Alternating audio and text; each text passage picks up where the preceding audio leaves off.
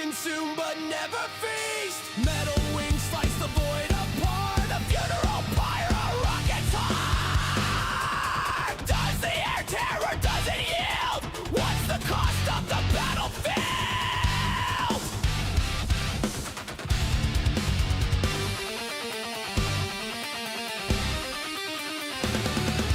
Volcasonic retro propulsion. Firefights, fire in the skies, combustion. The plasma storms and blackout seas. Gravity shakes, snap, whip.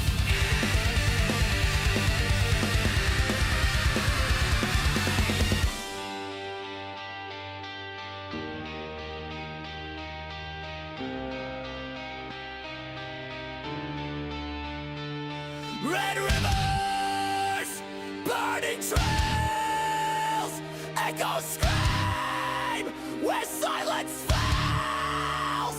Ashes rain, the sky won't care, but we keep climbing unaware. In another, in another, in another, in another, in another, in another, in another.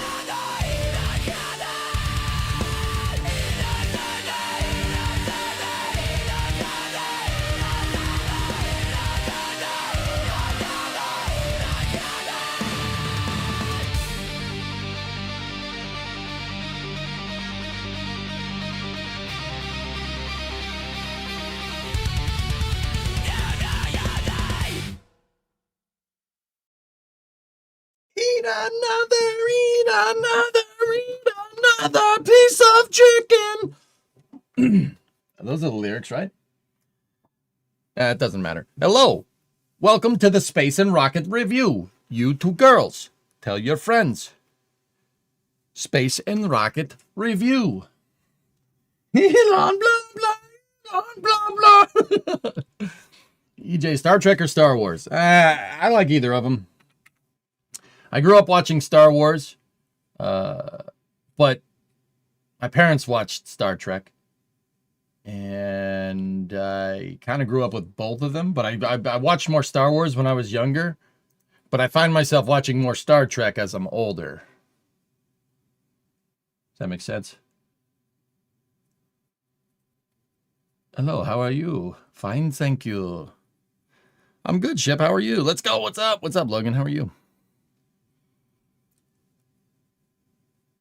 Need for Speed Live has a nice thing going right now. I didn't know Need for Speed streamed live. You see yourself as Riker? No. I think Gene in the Did you guys watch the Starbase Stakeout stream? The Starbase Stakeout stream. People were like, oh, VJ was a Star Trek character. Which one would be? I got Scotty the most. I got Scotty. So not Riker. Sorry.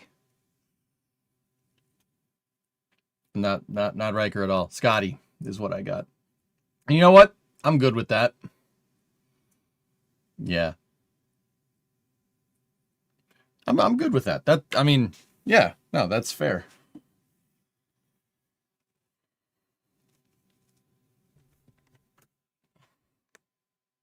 Chekhov? Chekhov? I don't want to be Chekhov. I don't want to be Chekhov.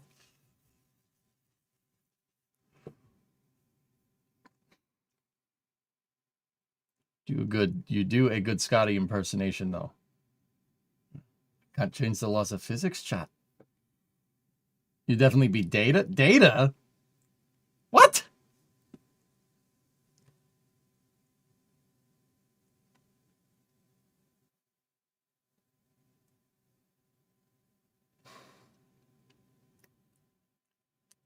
You're 100% Riker. You got the beard, the height, and the bad back. No, it's false. It's fiction. We made it up. We made it up. It never happened. It never happened. I'm not a Tribble. You'd be a Romulan. This conversation sucks. I'm changing the subject. You guys want here? It's kind of a funny conversation. You guys want to see a joke? Here. There you go. There's another joke. The European Space Agency, ESA, is paying a company called IDS to make that.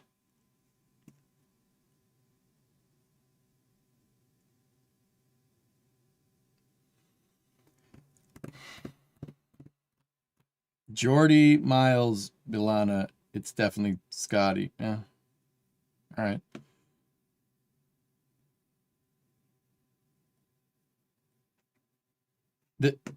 Yeah, they're making that.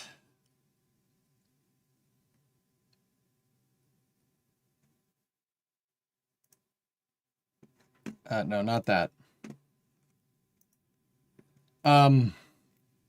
So this, don't get me wrong, I don't know how. That is for a little while back. We covered a story about how ESA is paying Avio to build a reusable upper stage that has forward flaperons and rear flaperons, and then has an SRB first stage. They're paying Avio, to make it, who has no experience with reusable spacecraft. The reusable upper stage is liquid fuel, and they have no experience making liquid fuel vehicles. Avio almost exclusively makes solid rocket fueled vehicles. Okay. And yeah, it's supposed to come down and land. And I guess it's supposed to come down and land on that. I don't know why it has a catch net. Are they planning to catch that stage?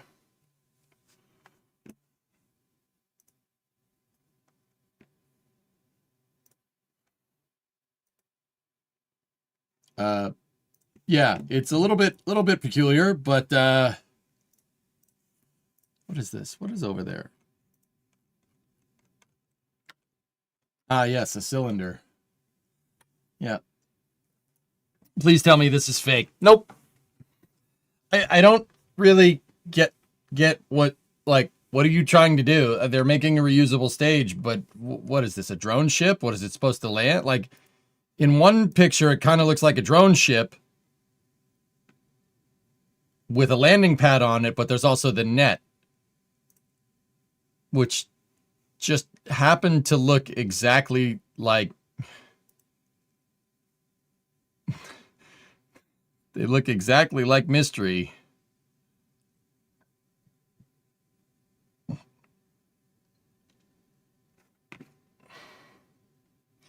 mean, one of the Aryan sub companies are grafting money out to the ESA to build another failure. Hey, Tessa, that sounds very negative, but yeah. So, I mean, it's kind of cool, but yeah, that the ESA shelled out some cash to a company called IDS to make this craft for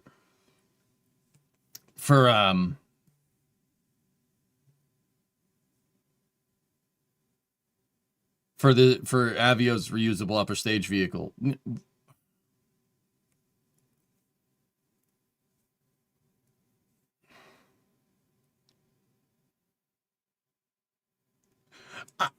Okay. All right.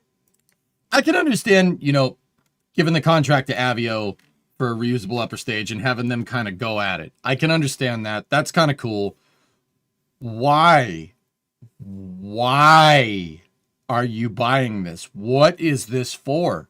What is this for? You're buying infrastructure for a launch mechanism that doesn't exist.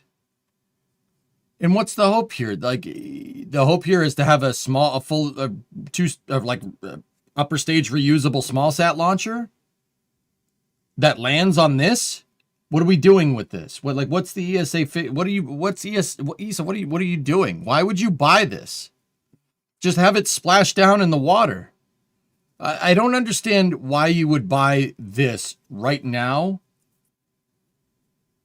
A dedicated naval asset for a piece of flight hardware that's a drawing on a whiteboard at Avio's R&D facility at this point. Why would you? Is this thing multiple use? Is it going to catch fairings from Ariane 6 or something? Is it going to catch fairings from or something? Is it going to catch something from somewhere? Like what is this thing designed to do? We're talking about building a ship here.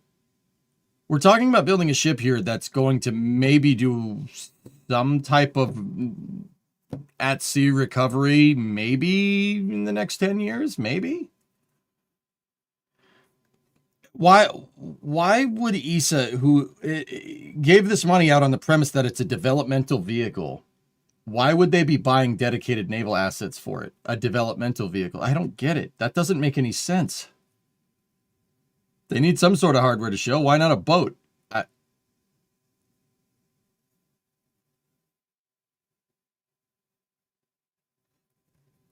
Maybe they're very secretly cooking. I don't know. I don't know, dude. That's very weird. I don't know why at this phase of design you would even bother with a recovery vessel. What if it doesn't work? What if it doesn't work? Are they going to pay Avio to do an iterative design here and keep redesigning it till they eventually catch one? And then what?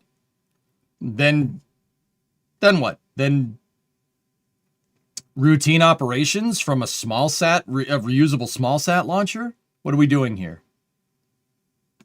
Just to speak in Sebastian Vettel terms. I mean, honestly, what are we doing here? What are we doing here, honestly? What is this, racing or ping pong?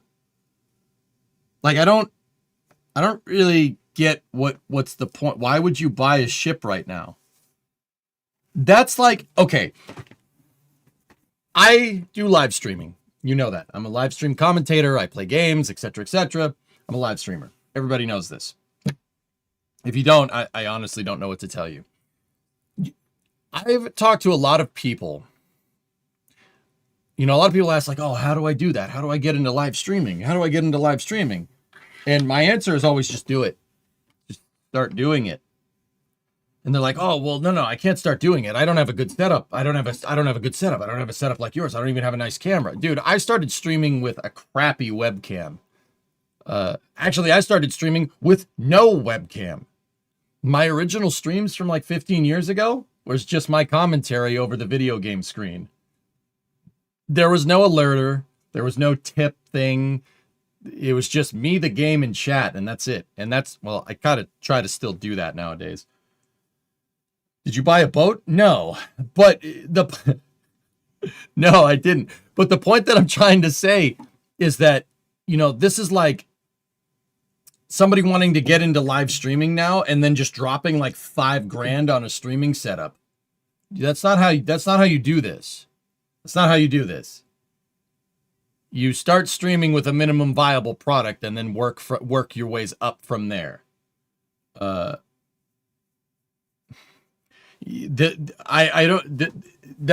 that ship is like buying a $5,000 streaming setup to live stream when you have no personality.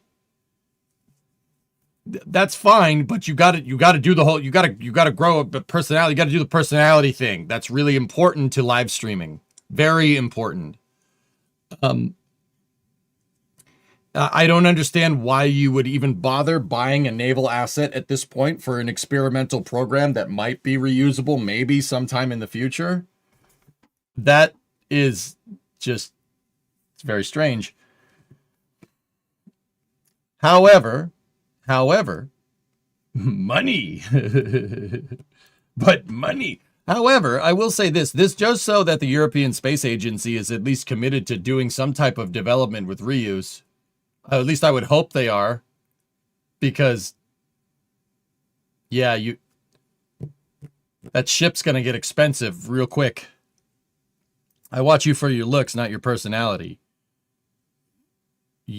Yeah, but you could watch me for my personality, though. You don't watch me for personality, but you could.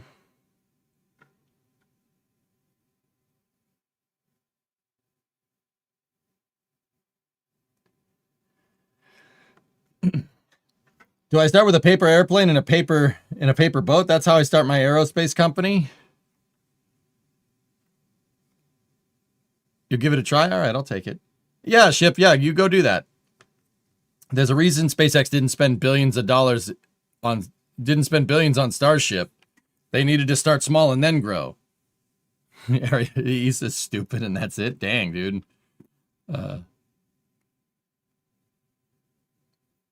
But I'm not married. You are now. To America. Speaking of America, headphone users. Oh no, I had the volume turned down, thank God. But I'm going to turn it up now. Headphone users, you might want to see this. This is, but you've been doing it without a personality for a dozen years so far, and you're doing okay. You stand by your last. Thanks, asshole. Appreciate you. Here, watch this.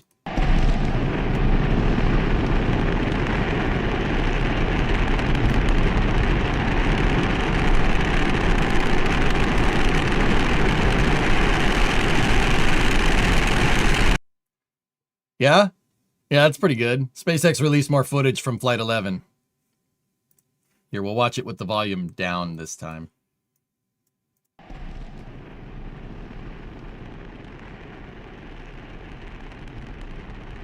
Dude, that is absolutely savage. That is a savage amount of thrust going on here.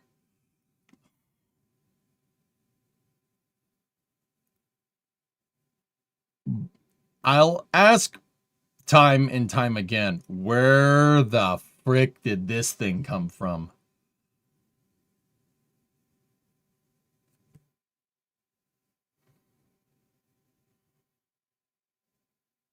Imagine that, but 33 beautifully blue Raptor 3s. Yeah.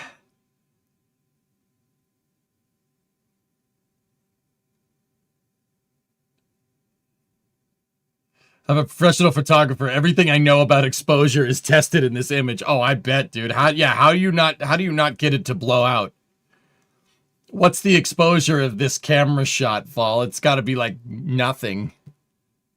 Dude, what's your aperture? The aperture's got to be like a little pinprick. You know what I'm saying? Drugs and tons of hard work. Yeah, right.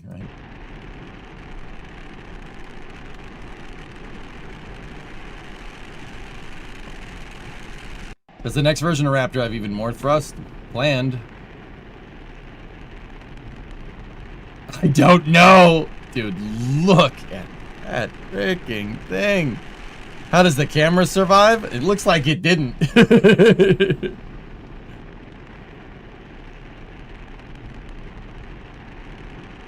That is so cool. Oh my goodness. That hose got messed up.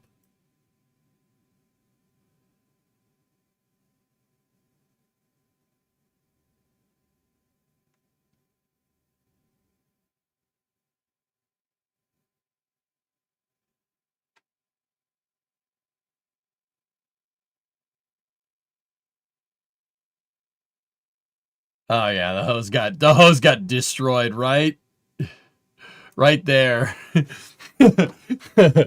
It got wrecked.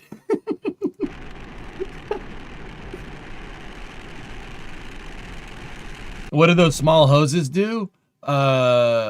Bleed lines, if I'm remembering right. It got hosed pretty bad. In terms of how the camera survives, I have no idea, dude.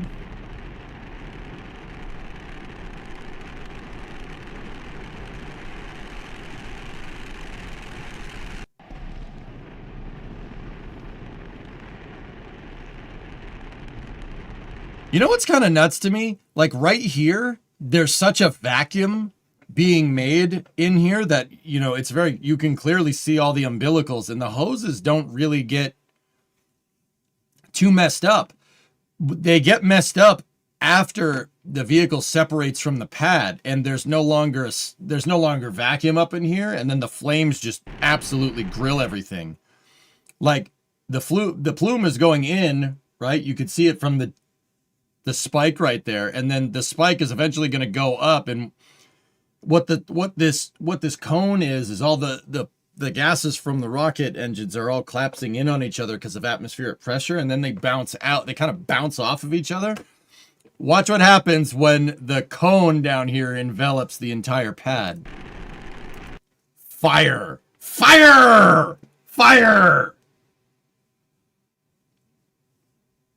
Raptor Chill Collection. Yeah, they're bleed lines. Yep. I'm betting those are considered a consumable. I mean, Tessa, that's one of the, I'll bet you that's one of the things they fixed with the new pad. Settle, fire! Settle down, Beavis. See what I mean?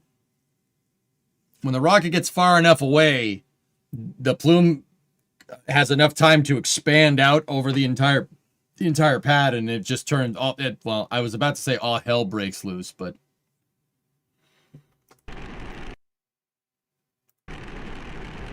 and that's where the hose really starts to get angry.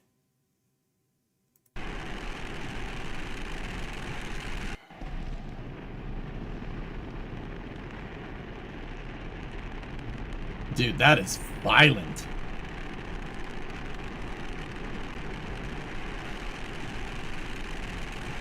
SpaceX reusable rocket expendable pad. Why no flame trench today? It's Thursday, John. Flame trench is tomorrow, dude. You scared the crap out of me for a second. I was like, no, I thought it was Thursday.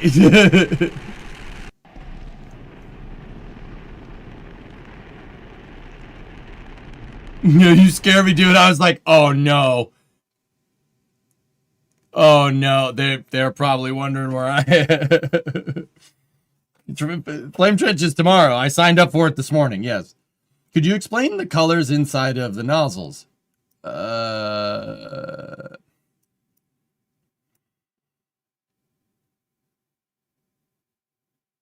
Different materials, Shinar. Yeah, it's just different alloys of metal.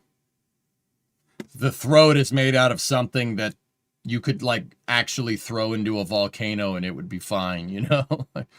We got different materials. This is a liner in here, I know that. This lighter part on the outer parts of the nozzle, dude, that's a liner for the cooling channels. And then there's I don't know. I know they're different metal alloys. I have no freaking idea what they're for or what they are, what they're made out of. It's probably a proprietary SpaceX thing. What are all those hoses? The hoses. This is for pulling all of the puns out of the vehicle. So I mean, we'd need to attach you to one. Nova. No, they're Raptor bleed. They're the bleed lines. When the Raptors chill down, this pulls the gases away. So these were retrofitted. Do you remember, guys, when Booster 7 was on the pad and they spin started it and it exploded, like it backfired on the pad? Yeah, they installed those after to make sure that that doesn't happen again. The spin boom, exactly. Too bad NSF didn't get permission to have the flame trench in pad 1 in the pad 1 shower head. That's why you got a tungsten wedding band. I might not be able to survive a swim in molten iron, but my wedding band will. Mine's titanium. Yeah, mine's titanium. Titanium is cool. Never rusts. And dude, and mana, this thing is, I mean, like yours, this is absurdly strong. Cryo, spin prime, satisfy, spin prime, cryo test. If you look at booster 7. Good stuff. So, yeah, SpaceX posted this. They also posted something else you guys might want to see.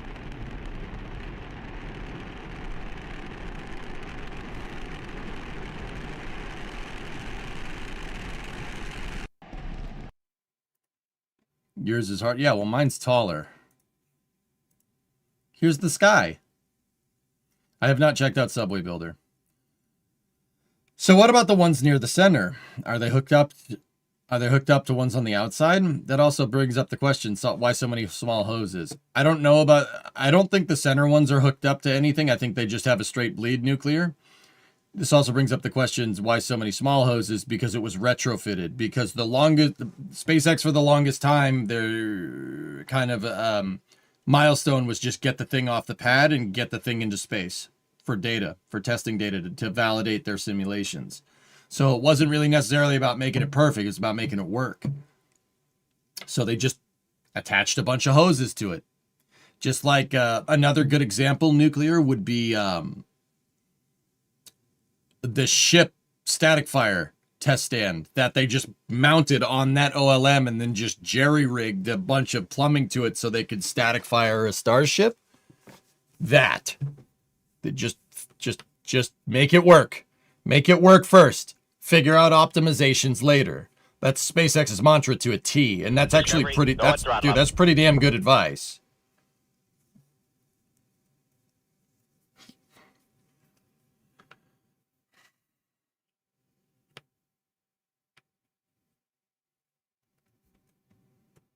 The center go through the BQD. Yeah, that's right. They don't have hoses like that. Yeah. Anyway.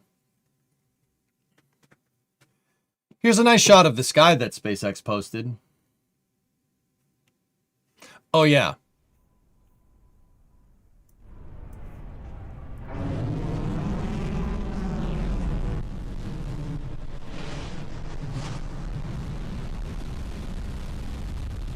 Hey, Aurora.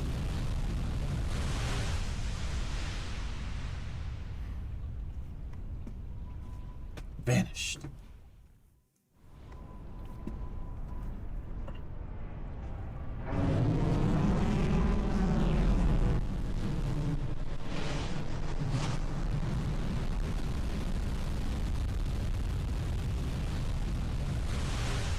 Bro.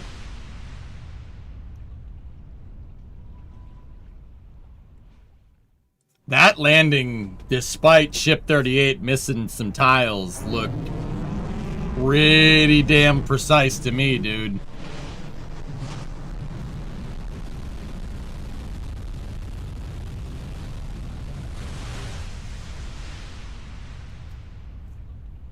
So the flamey end was both up and down. Well, it was kind of sideways.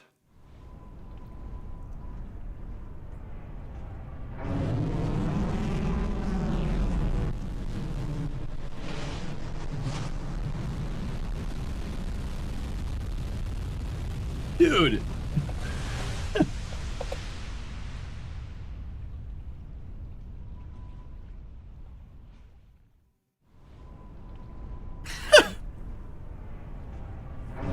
Yeah, you're right. That's why they don't show the explosions. It's saying the booster performed so well this warped nozzles that they clearly didn't care. What is that flame at the top? I can't figure out what that flame is up there, dudes. I mean, my first thing is like methane header tank, but the header tank is not on the outer skin of the vehicle. The header tank is kind of like inside of it. It's not part of the outer skin of the vehicle. So if the header tank did in fact spring a leak, the fire would be kind of in the payload bay, so to speak.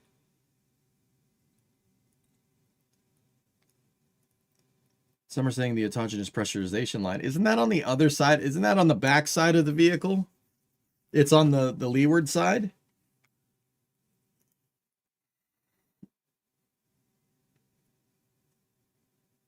Speculation thinks a main methane tank leaked into the payload bay. With how much burn through they got spoiled, I wouldn't be surprised.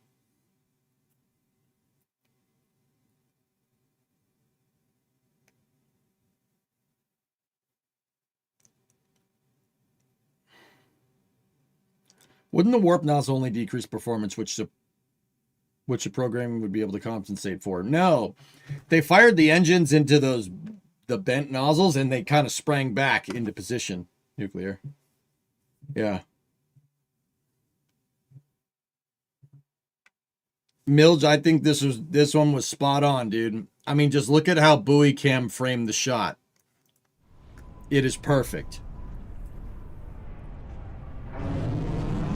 Oh yeah, the payload bay door would be in the way. That's right, guys. Yeah, that's a good point.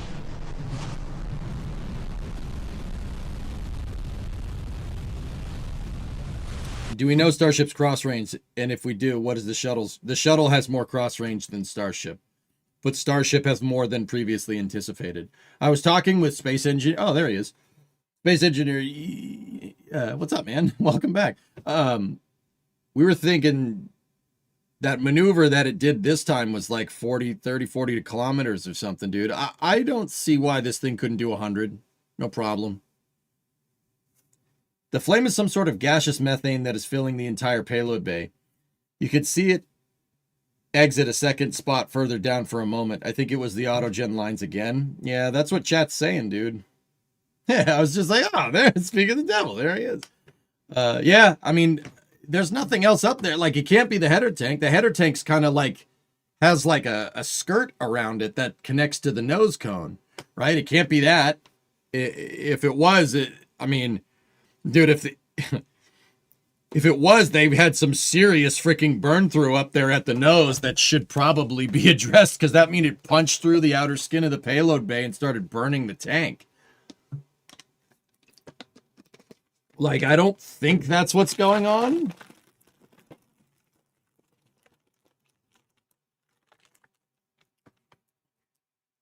So Raptors can RS-25 spraying. Yes, they can. Yeah, no other gaseous propellant up there. The COPVs are all nitrogen, and the headers aren't pressurized with gaseous prop.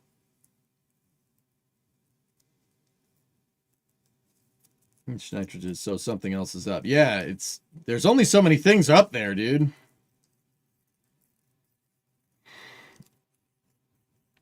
A plasma lance? Yeah, exactly, Black. Like, that's highly unlikely, dude. If they were getting that, if there was a plasma jet up there that went through and punctured the skin and got to the header tank to cause it to leak, the nose of the ship would most likely blow off completely. That's clearly not what happened here. This, despite being a pretty large flame, is actually like a pinhole leak, dude. It's not big. It's not a big leak.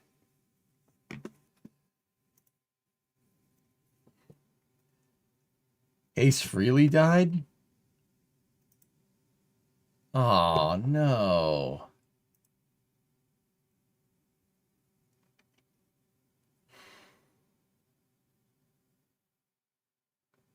$74, that's too young.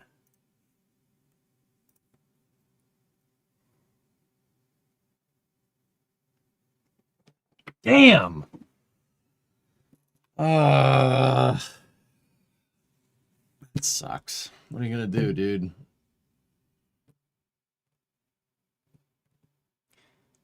If any of the header tanks or downcomers had a leak like that, those engines probably wouldn't have even started. Yeah, no, it's something. Yeah, it's not burned through, I don't think. But it's interesting that the flames did come out the nose, which is very interesting. I'd be curious to see what was going on in that payload bay during landing.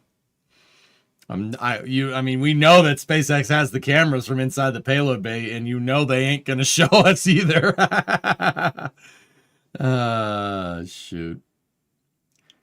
You've seen this? Ace Frehley died at 74. That's too young, man. Come on. You guys don't know who Ace Frehley is? Kiss, lead guitarist for Kiss in the 70s. I mean, not that you should know that, but Kiss. You know the band Kiss? The guys, Gene Simmons, Paul Stanley, with the tongue. They do the tongue. Gene Simmons does the tongue thing. Apparently, Orion rollout happening later via Space Coast Live. Cool.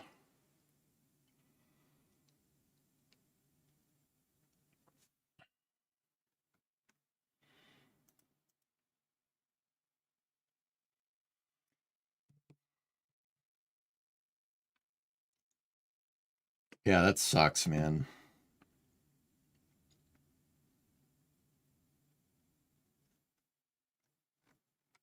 Yeah, yeah. You don't want your pumps cavitating. Pump cavitation means everything's on fire. That you don't want it to be. That everything's on fire that you don't want to be on fire. He moved his feet to Detroit Rock City one last time. I listened to Detroit Rock City yesterday. Or no, 2 days ago. I listened to Lick It Up today. Not Ace Frehley, but, you know. Everything's on fire if it's still attached. Yep. Pump cavitation is usually makes the turbine impeller or the impellers, the fluid impellers, very unhappy.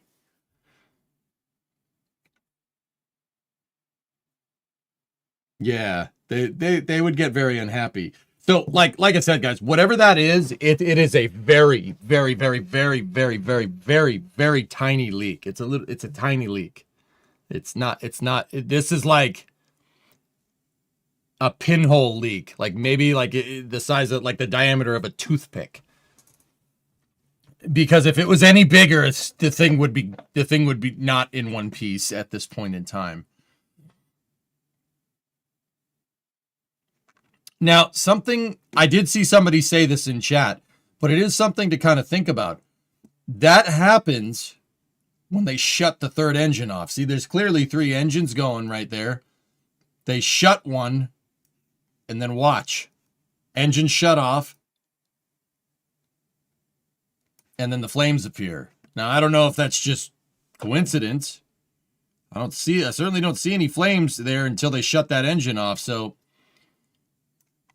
it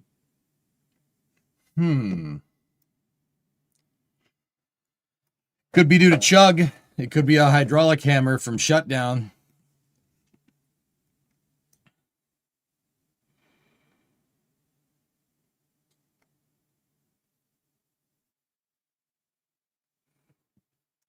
You think it's the angle and the lighting? All right, now I want to look. Hold on.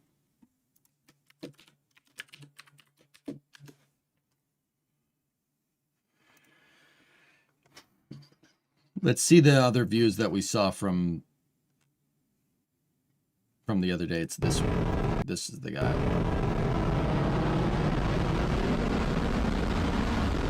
Okay. I don't see any fire. We still got 3 engines on because we got cones there. Let's see. Engine shut down right there. That's what engines usually fart like this when they shut off. But if you guys have ever watched like NSF, like you watched McGregor Live, you watched a Raptor test, they make a distinctive honk noise when they shut off, like sounds like a Wookiee or something. What's happening when that happens is you're hydraulic hammering all the plumbing. That is the sound of all the water basically, or water, all the commodities basically stopping instantly from them shutting the motor off. Yeah, the honking noise. It's a hydraulic hammer. Now they shut that thing off, and okay, so let's watch this in slow-mo, dude. Ready? Can you repeat what they do? I'm sorry, I can't. It was only once. They make that noise. Engine's off.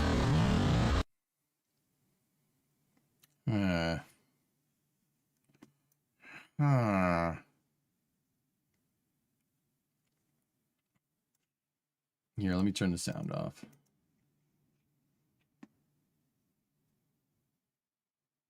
Sounds like a Wookiee is the best description I've heard of that.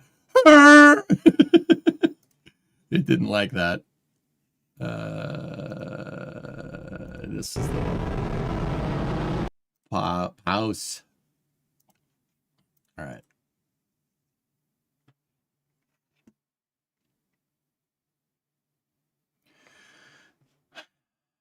I also noticed that when they shut off, that's the top Raptor, when they shut it off, it did burp up a lot. Now, once again, that does happen. When they shut a rocket engine off, the impellers are still kind of moving a little bit.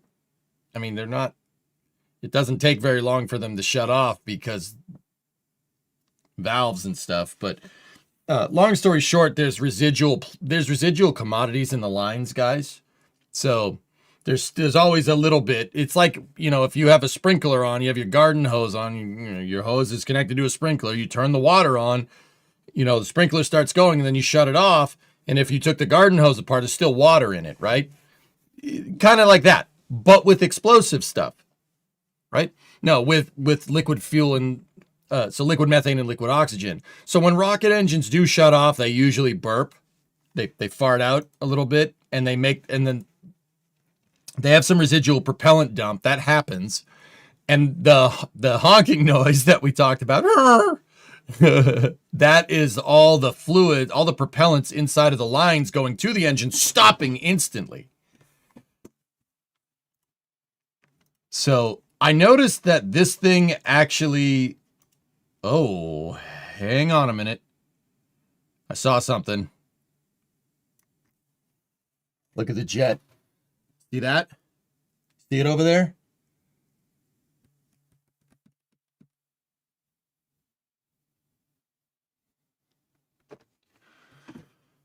Uh-oh.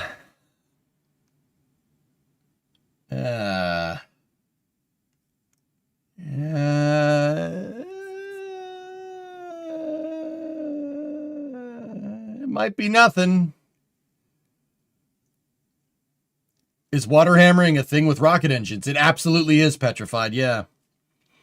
When a bit rich, it coughed up something. Now, that could be from shutdown transients because they're about to shut the motor off, or that could be the liner burning away. It's possible.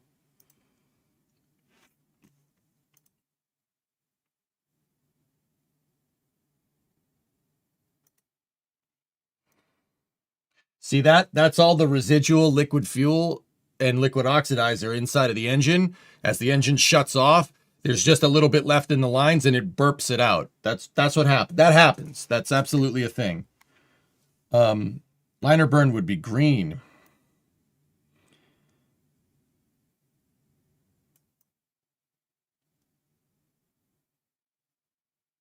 I'm looking at what it burps out, Aqualex.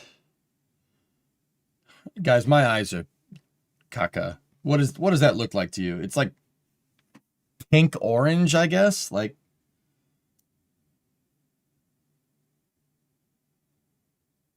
yeah.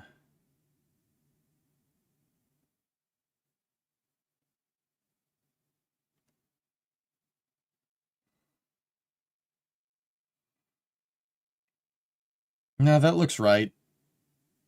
I was gonna say it looks like it may have coughed up a little bit more, but so after combustion stopped, it is still leaking a little bit. You could still see a little bit of doo-doo coming out of it, and then it atomizes and it gets immediately burned off. See that?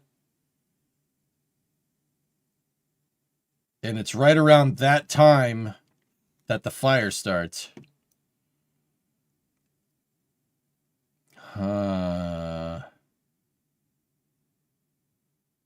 Ooh.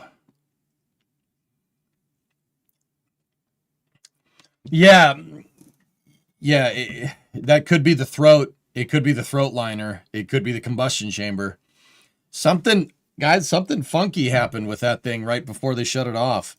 It might be nothing. That could just be combustion instability. It does happen. I sent you a message on Discord. Oh, yeah? What is this? What's it say? Are all items circled holes? Not necessarily, dude. You talking about like those things? Nah, not necessarily. That could be ablated. That's the crunch wrap, the wrap ablating off those dark areas. I mean, whatever's going on up there, that's a hole. Because fire's coming out of it. Don't Raptors burn a bit orange as they deep throttle? I thought they go fuel rich at low throttles.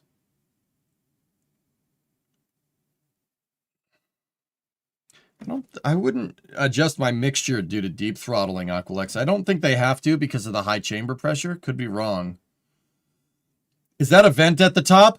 Geek, that is not a vent at the top. I think the chug from shutting that engine off broke something up there. But the other thing is I saw something funky with this engine. Watch the number 3. So that's the one that's on the top. The one that's back to the right. Did you see it?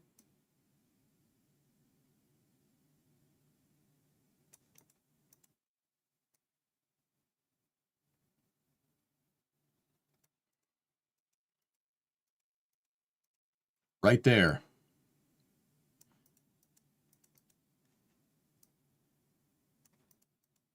That. Yeah, that's not. I don't think that's combustion, like a combustion instability or something. Something's broken. Something, that engine was about to break. It could have been from a leak, and it could have been from your mixture ratio going out of whack. You could get combustion instability running fuel rich, and we definitely know from the liquid oxygen that's kind of leaking out the side that there's definitely a LOX leak. But see, here's the thing, that's in the main tank, and you guys taught me yesterday, well, not taught me, I remembered it, but you guys reminded me yesterday that the engines aren't pulling from the main tank right now. The inlets going into the impellers on Raptors are T'd. There's a Y pipe. Looks like a Y exhaust, right? One of the pipes go up to the header tank and the other one goes to the main. That's the same color as the low throttle booster. Yeah. You think the top fire is related? Noctilox, I think they went to shut the number 1 engine off. Well, I'm using number 1 engine like it's the space shuttle. I don't know what the name of that engine is.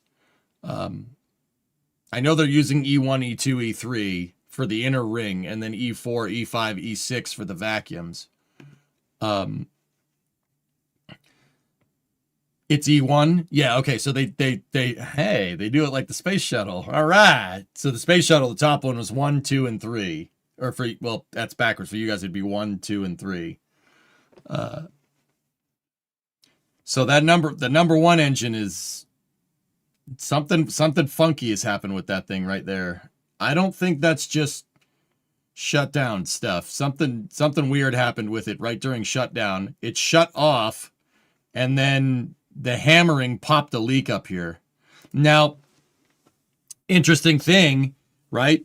The interesting thing, so Space Engineer, you think it's the AP lines. Yeah, it could be. Could be the AP lines. The AP lines are going to depress, right? You're gonna see a drop in pressure, right?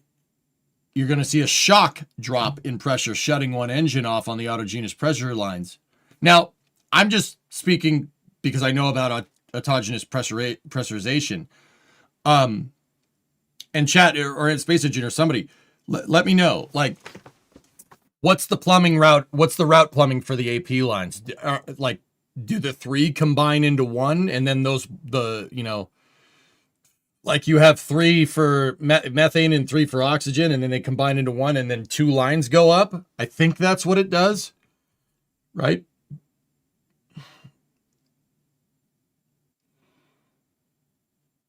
So it's 3 and 3, and then they combine into 1, and then the 2 lines go up to the header tanks. Got it. All right. So if that's the case, right, you're going to see a shock drop in pressure on your autogenous pressurization lines going to the header tank, right? And now there might not be burn through from the heat shield up there, but I'll guarantee you there's heat inside of that payload bay. There's absolutely heat inside of there. Anything that's in there is going to get a little hot. The stainless is definitely going to get hot. We know that it tempers the steel. So a shock drop in pressure with stainless steel when it's hot is going to cause it to warp. It'll cause it to bing out of, like, it'll make that noise too. It could cause stuff to break. I'm not saying that's the definitive solution, but I think the AP line drop in pressure probably broke something, because it is absurdly hot up there. Like, tile experiments aside, you're getting some pretty strong discoloration on the heat shield. The parts of the heat shield that are still there, it's very gray. See how gray it is? That's because the tiles kind of get scorched a little bit when they come through reentry. Tiles get a little scorched.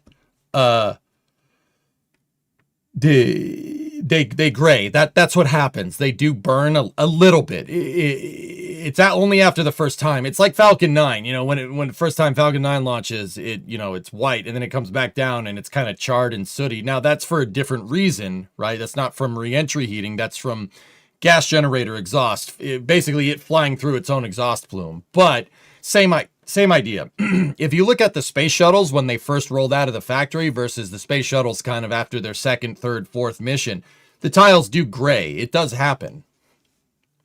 Now, because they're grayed a lot over there, that means, dude, there's a lot of heat in this nose cone. And I will tell you from what my limited knowledge of hypersonic understanding, that if Starship is re-entering at a 45 like this, that part of the nose where my mouse cursor is going to get insanely hot.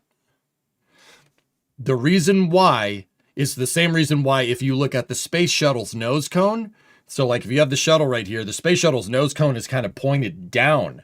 Not a lot of people realize that. Shuttle's nose cone is pointed, it's like the nose isn't a point like this, it's kind of pointed in one direction downwards.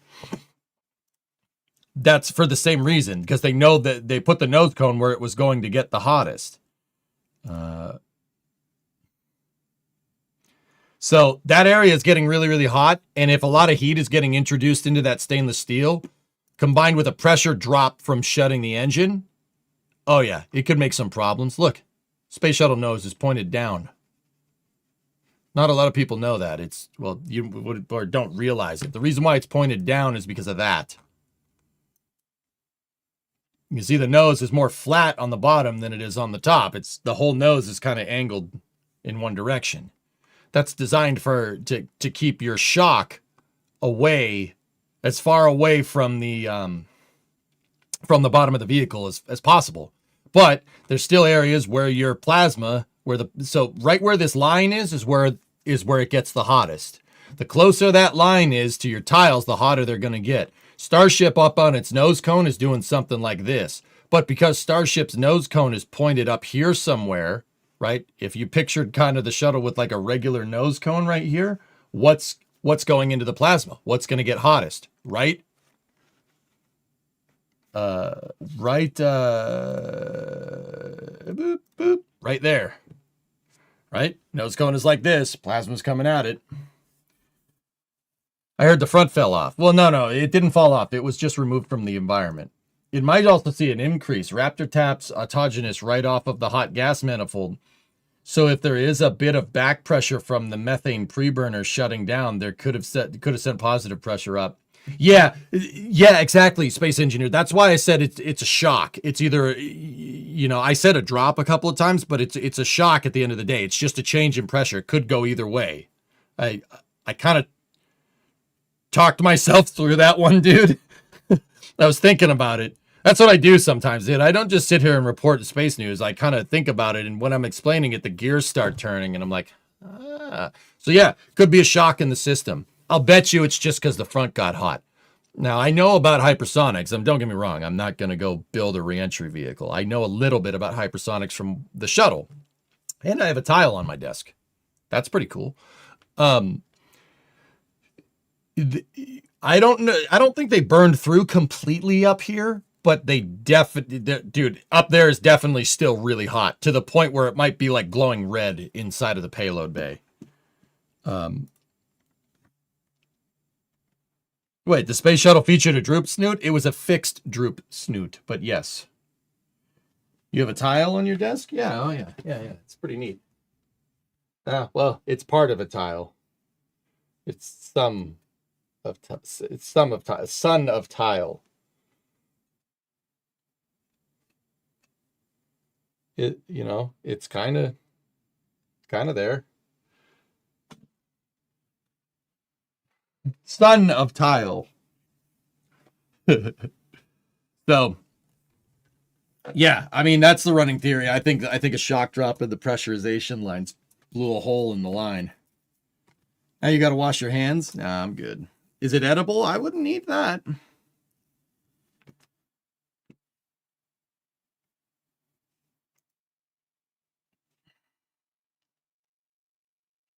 Dude, it's almost immediate. It's immediately correlative. That's exactly what happened. They blew a fitting up there.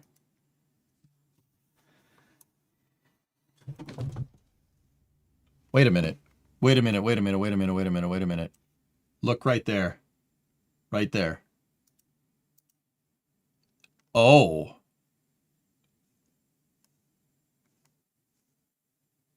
Oh. So is that payload bay on fire? Because it looks like it might be on fire. Oh.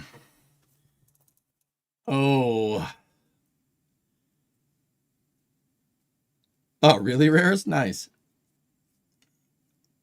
That's the second flame I mentioned. Whole payload bay volume is full of methane.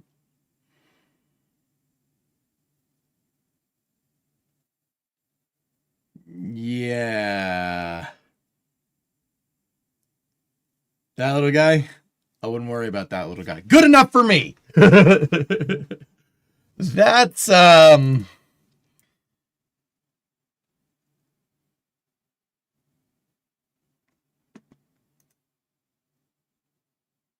that's not great.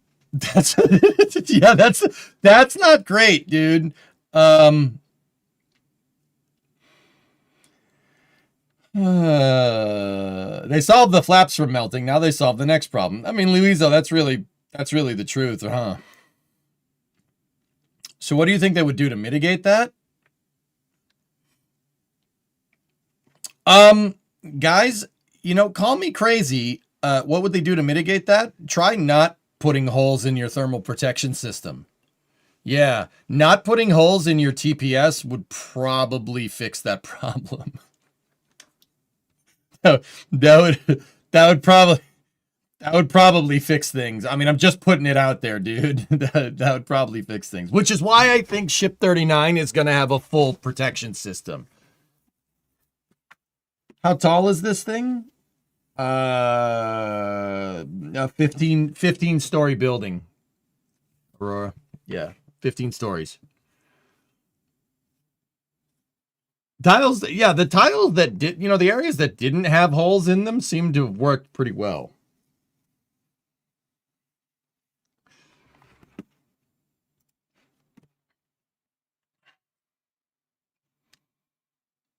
Yeah, yeah, Baron, that's making a lot more sense now. I'm betting the first full one will be Ship 40. Well, they're also not tapping the pre-burner stream on.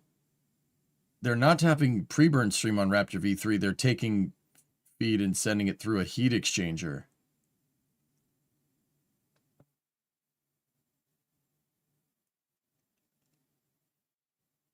Oh, yeah, that helium heat exchanger. That's right. For the AP lines. Wait a minute. Whoa.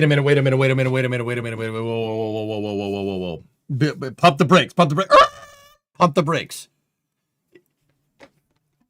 Guys, there was a period of time where I just kind of didn't do space news. It was sometime like late during the pandemic where we just played games for a little while, and a lot of this stuff got black box to me. I was following the plumbing for Starship from like Starhopper all the way to like SN15. Like I could draw you the plumbing for that right now. But the newer stuff I don't know as much. I haven't tank watched. I didn't tank watch a lot in 2022 and 2023. Sorry about that. Now, did you guys say that the AP lines are off the hot gas manifold?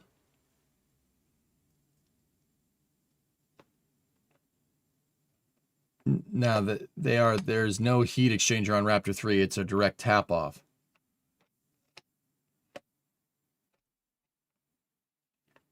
For V2. Yeah, for Raptor 2, Raptor 2. But the shuttle worked fine on the first try. Yeah. So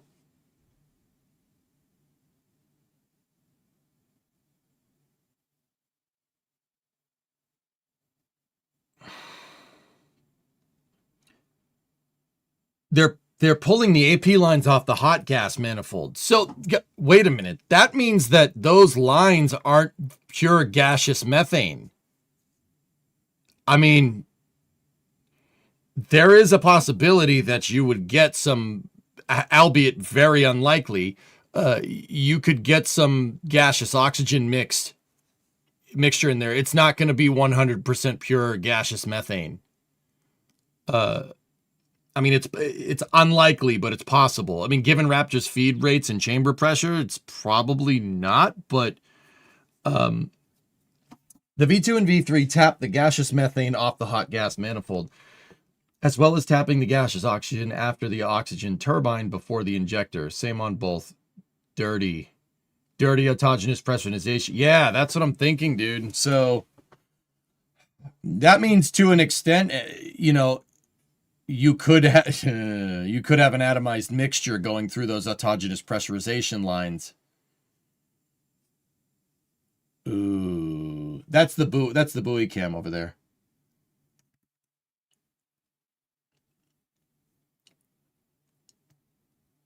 No, it won't be O2. It'll be water and CO2. Well, the point is it's not pure methane, you know, but that water could evaporate, right?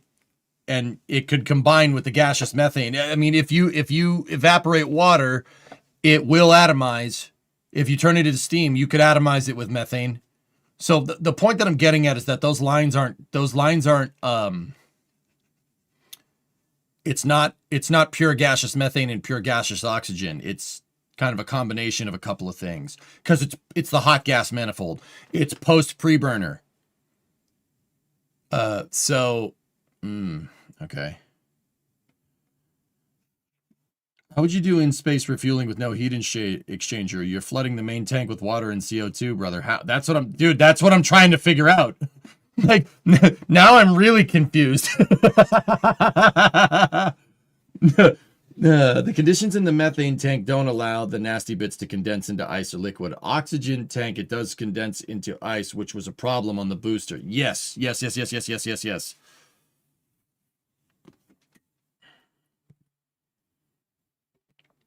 The problem it's causing isn't burning, it's ice.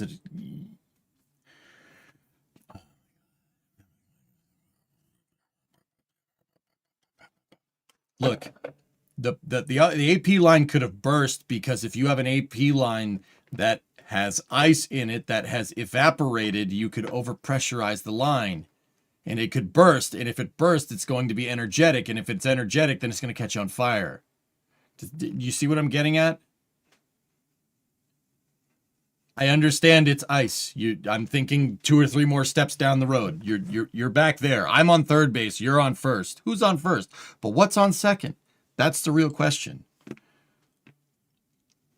Interesting.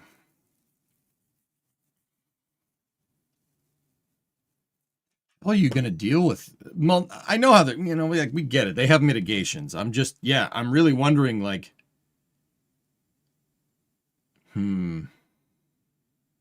who's pitching? Yarg is. Economies of scale, like we talked yesterday. It's logistically better for them to remove the heat exchanger on the engine, which is complex. Takes a while to produce and costs, and just designing the vehicle to compensate for the gunk. Hey, Admiral, 73 months. Thanks, man. Shirley Rocks had a 37-month resub in there, too. Thank you. Sorry, the headset went out because I don't have Starbase Live going. Clearly, the solution is Raptor 3. Okay, hold on. I need to look at something.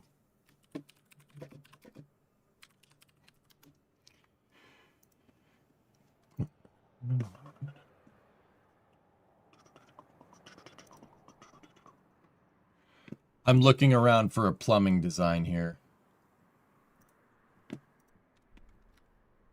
All right, this one's from NSF. That's Raptor 2, though. Yeah. Oh boy. Wait a minute.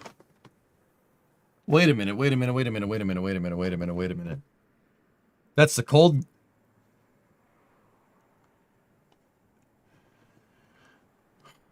Huh.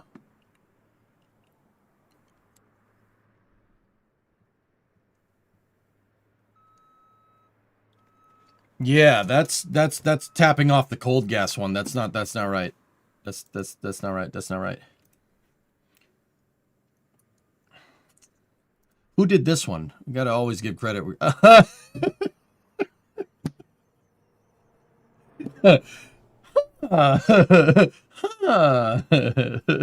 Hmm.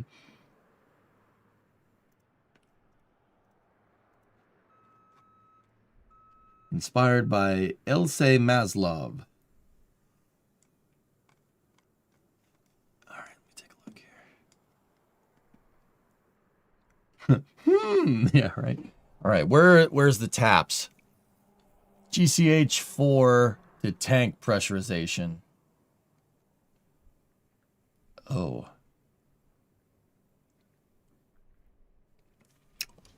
Yeah. Yeah, okay.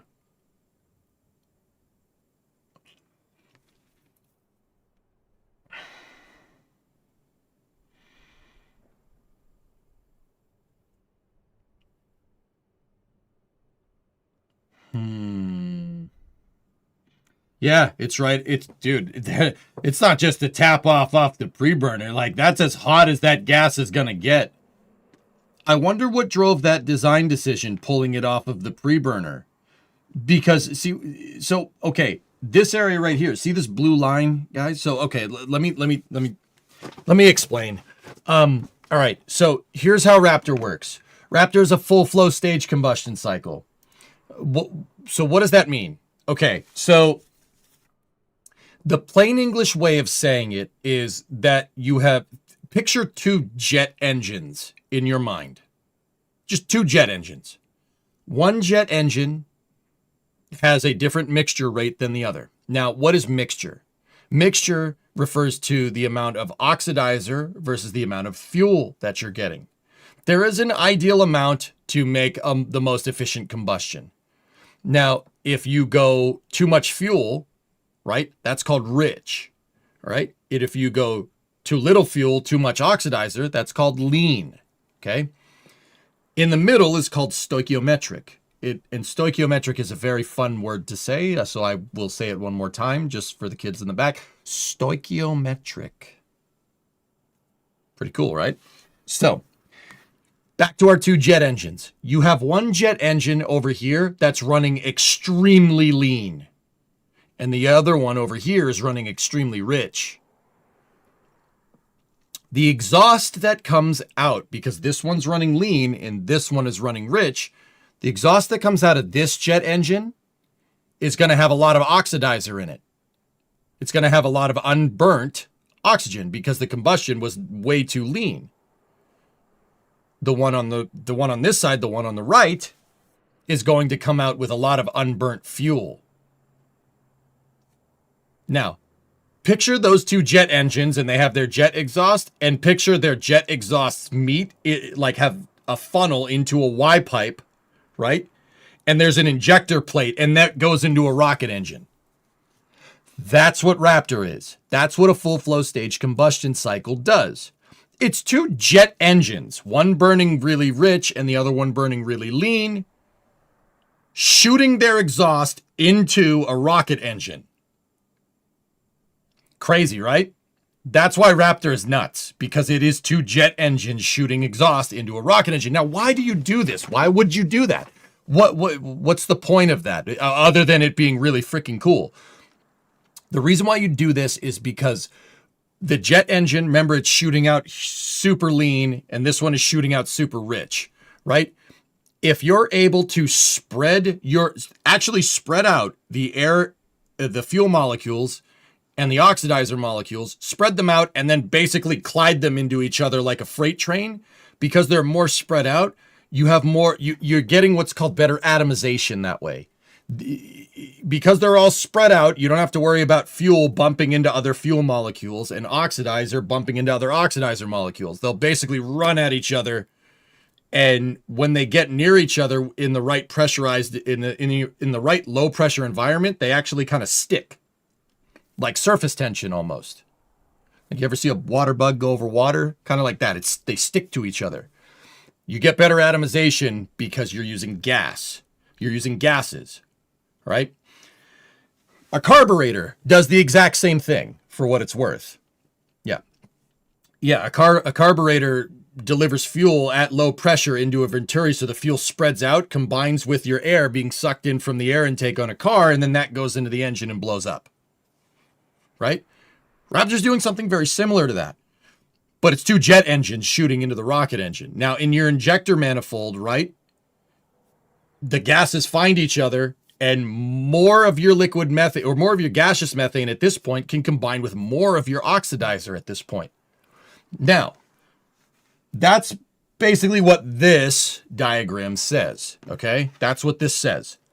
The interesting thing here, the line we think that popped on the landing, that's an awesome picture. It's over, where did I put it? The line we think that popped on landing, see the flames right there? There shouldn't be flames. Tim Dodd always says the flames need to be coming out the bottom. If the flaming end is up, you got problems, and that still holds true here. Flames should not be coming out the top of this thing, right? If we go back over here, we think that this one, GH4, 2-tank pressurization, we think that that's the one that popped. But obviously, like, way up on the ship. Now, here's the thing. Your hot gas manifold, it's basic. The line taps off the hot gas manifold. See this sucker right here? It taps off that. All right. The interesting thing is that if you tap off this, remember what I said over here, this is your jet engine that's shooting out extremely fuel rich gas. And over here is your jet engine that's shooting out extremely lean gas, and they combine in the injector manifold. Right? Great explanation. Thanks, man. I'm good. I love propulsion. I have that, like I said, dude, the good book. Love this thing. It's not just on my desk as a decoration, I swear. Right? So you get gas to gas in here, and that produces a much bigger explosion. But right here in this area right there, you know, they have if you look, the GOX tap off right there. That's gaseous oxygen to tank pressurization. Right? This is what keeps the tank structurally sound, right? It prevents the thing from crumpling like a soda can. It's interesting that they chose to tap off here because now you're getting a contaminated mixture. It's not pure gaseous methane. It's gaseous methane mixed with an extremely rich combustion, which is going to get water, right? You're going to get water and CO2 build up in these lines, which is, we know that that's what they had. I don't understand the design decision behind doing that. And keep in mind, I like propulsion, but you don't see me doing this, right? Between tapping there and tapping over here off the straight gaseous methane line. Because another thing that Raptor does to assist with the fuel pre-burner and also cool the engine off is they take the liquid methane, right? It goes through your staged impeller right here. It goes through your main fuel valve right there. Right? It goes down through here. And then remember how I talk about how Raptor has cooling channels in the liner on the nozzle. Those cooling channels flow the methane through it. And when the methane flows through it, it goes down and then it does a U-turn at the rim of the nozzle and comes back up, right? Because it exchanges all the heat, right? It exchanges all the heat with the combustion, right? It turns to gas. It just turns to straight gaseous methane. So this would be a much more pure area to tap off to recirculate the tanks with straight methane instead of a combusted byproduct here. That's mostly methane, but it also has some other stuff in it because you introduced oxidizer to it. It's not pure. You know what I mean? Same thing with the GOX tanks. Now, Space Engineer, what are you saying? The reason it's kind of messed up like that was the attempt to locate it into a single common umbilical instead of having several connections everywhere around. Trade-offs. Always with engineering. So, okay, fellas, here's the thing. I think that this happened because they punched a bunch of holes in the heat shield. I'm pretty sure that that's why that happened. Now, if it is propulsion related, it's possible. If it is propulsion related and the chug from shutting that engine off, because go back and look at this picture, your MFV, that's your main fuel valve right there. Notice that it's post impeller. Okay? So when the engine shuts off, it shuts the main fuel valve. And then everything that's downstream of this is what you see getting coughed up by the Raptor. That's all that flames that come out the bottom. And the reason why you want to know why they turn orange? They turn orange because there's more methane. There's more methane pipe than there is oxidizer pipe. Because the LOX pipe is directly on top of the combustion chamber in Raptor's design. So there's a lot more methane. So the thing ends up going fuel rich and then blowing that out the bottom. It kind of sneezes after the main fuel valve shuts. The honking noise you hear is from all the liquid methane that's flowing through here suddenly coming to a stop. That's what the honking noise is. Honk! Right? Better methane rich than engine rich. Bingo. Now, exactly, Jacka, that's the reason why they do this. That's the reason why the methane pipe is longer, because if you had your oxygen pipe longer, oxygen sucks at absorbing heat, first of all. And second of all, it would rust everything on the inside. Third of all, your engine, that heat would have to go somewhere and it would most likely go into your liner and break it. Yeah. The thing, though, is that we have never seen a Frosty Raptor nozzle. It's because they're milled channels that are inside of the liner, Black Eagle. Yeah. They're on the inside of the liner. Yeah. Crazy. And also, there's a lot of heat being introduced into this system very, very quick. You're not going to see him chill down. Honk.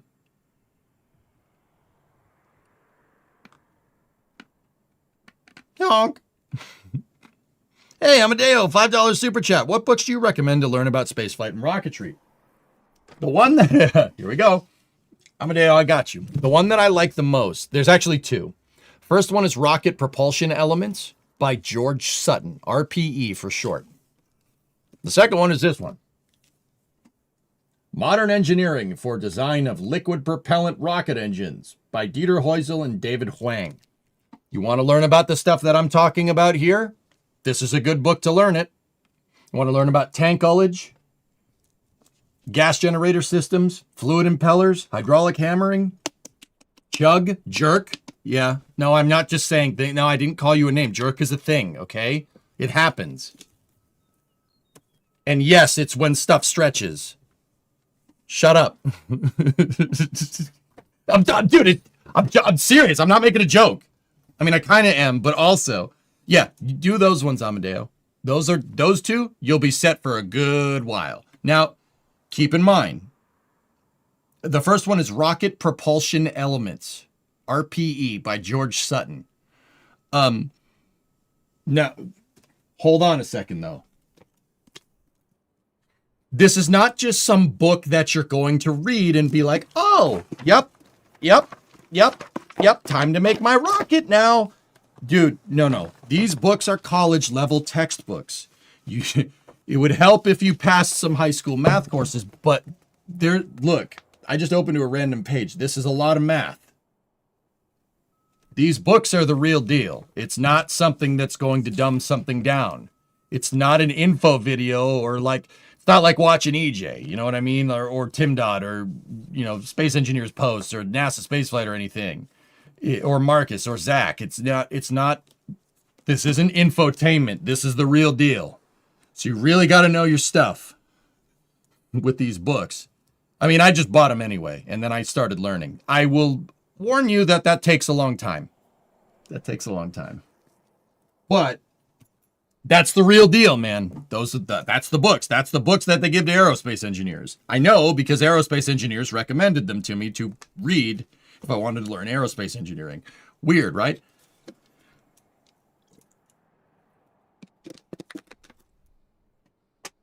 I'm rusty on my derivatives. Ugh. One of these days we'll dive into the math. when I've either gotten out of the valley of despair or I've gone completely clinically insane and just decided that derivatives are fun. It's gonna be one or the other. Where in the valley are you?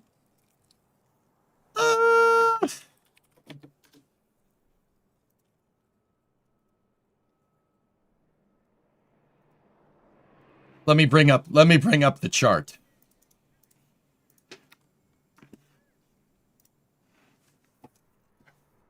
I would say that I'm somewhere over here.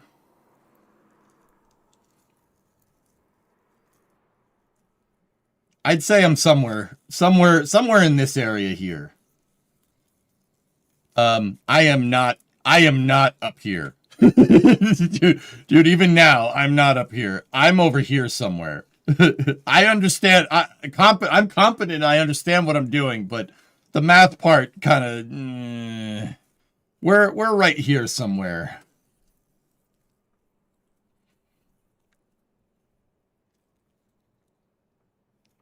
The Valley of Despair, seeing Old Space lobbying to replace HLS. Dude, don't... Oh, come on now. If you think derivatives are fun, you are clinically insane. I'm telling you, man. I'm either gonna like get a concussion or something, or like just completely go bananas, and I'll just be like, "Chat, we're doing calculus today. Get ready, baby." Everyone's gonna be like, "I don't want to do this, man." I'll be like, "No, there's no getting off the calculus train." You know, like that's how that's gonna happen, dude. It's gonna work like that. But anyway, so here's the thing. Going back to the umbilicals and everything, right? Valley of Despair is believing in the Yankees. Yes. 2 + 2 = banana, Sizep, not 5. Okay, so here's the thing. SpaceX, with their propulsion department, guys, SpaceX is not, they're no spring chicken. Let me put it this way.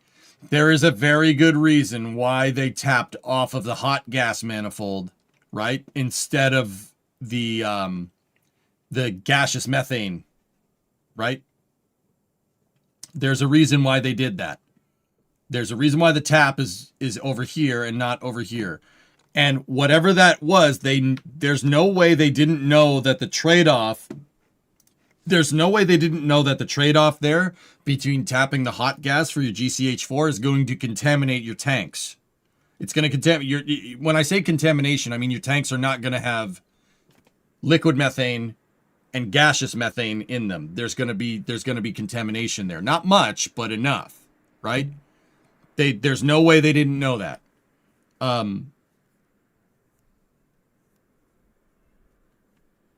So yeah, this design decision was because they were willing to deal with the trade-off. So that tells me that the trade-off here is negligible. The contamination in the line is negatable. That's not a big deal, but it is there because it's your post pre-burner combustion.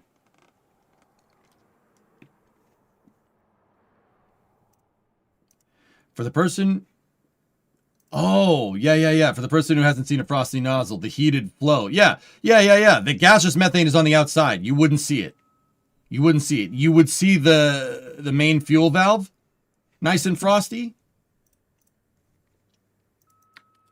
Or not the main fuel valve, the main fuel line. It should be nice and frosty. Yeah, it's not. Lovely. So that's the main fuel, right? There's your recirculation manifold. The channel goes down, it goes up, and then one of them goes up and comes down here. That's your hot gas manifold over there, and that goes up into this thing, and that's where it delivers it. That's your hot gas manifold. And Space Engineer, thank you for... I don't know if this is your diagram, but it's from your post, dude. So that's from January. But it's from your post. That actually clarified a lot of things. Oh yeah, it is. Yeah, it's a little frosty. It's a little frosty. She's just a little frosty. I mean, it ain't the LOX impeller. Look it up there, guys. That thing is completely frosted. The diagram says TSC on it. Does it?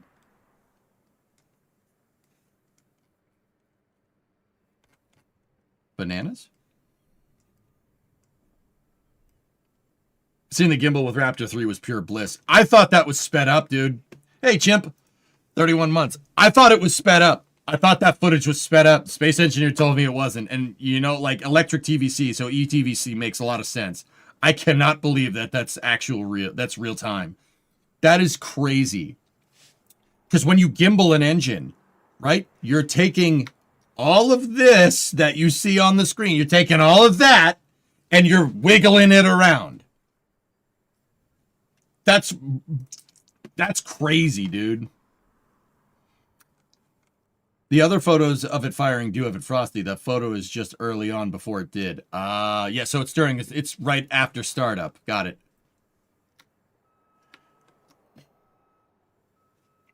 Was the McGregor mystery structure venting an engine test? I don't know, man. That's a good question. Tolerances that this thing has is wild to think about. And all the temperature swings it goes, it's just wild. That's what, yeah, 619. Can you believe this? It's a triumph of material science and engineering. Like, that's bananas. And you're dealing with the gyroscopic effects of the pump. Yeah. Okay, Cyborg. Idiot question.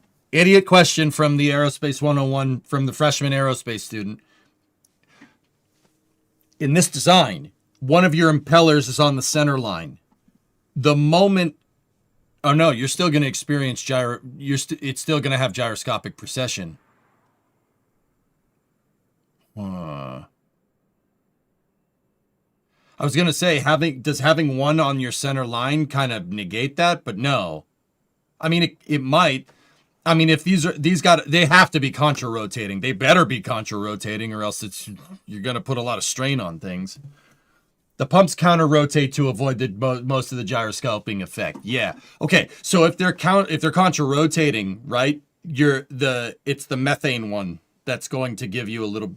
That's going to be where your difference is, because it's not on your center line for the engine. At what point does the engine gimbal? So on a Raptor, your LOX inlet pipe, see how there's bellows right there, nuclear? See how it kind of those are called pipe bellows. Do you remember yesterday when I was saying that there's all kind of flexi joints in the plumbing? The LOX inlet line goes through the gimbal. It goes through it. If this wasn't complicated enough, it goes through the gimbal.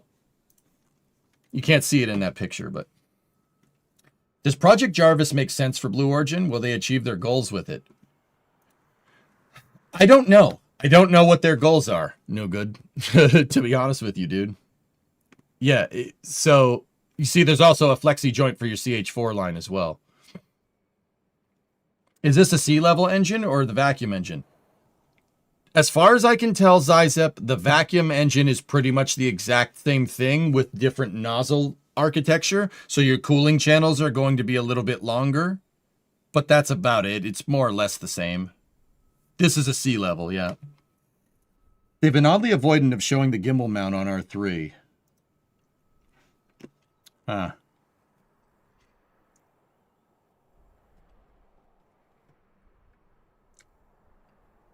Look at the pipe original closer. Is it not the pre-burner? What? So the methane, guys, we're looking at kind of the side of the engine comparatively to the diagram. The methane pre-burner is on the opposite side of the motor.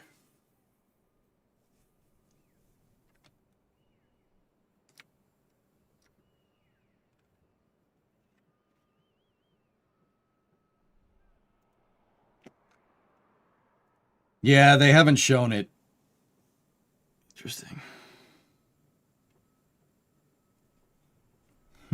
Interesting. I can't believe it looks so simple, yet it's so complex. Yeah, Vert, it's because most of all this stuff is consolidated into one unit. Like I said, Raptor 3 is a mastery. Oh, it says Space Engineer right there. God, I'm stupid. I swear I can read. I swear. Raptor 3 is a mastery of fluid management. It is like Raptor 3 to like rocket propulsion is like what the iPhone was for smartphones. It really is that good. We tried to tell you that. I don't read. I do.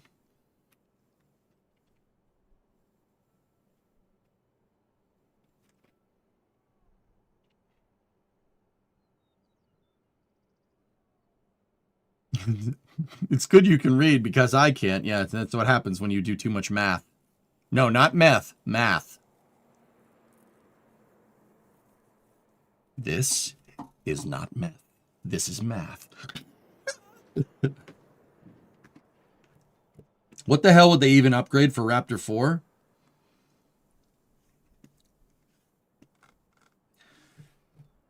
My guess for Raptor 4 would be optimizing Raptor 3 around high flight cadence. That would be my guess. All that mess between both the pumps is within the valve housing. What's not shown in that graphic is the hundreds of different fluid lines routed around inside of the casing. Pressure transducers, pneumatic lines for valves, electrical lines. I'd love to see how it's all crammed in there. Yeah, me too, man. Me too. Don't we all?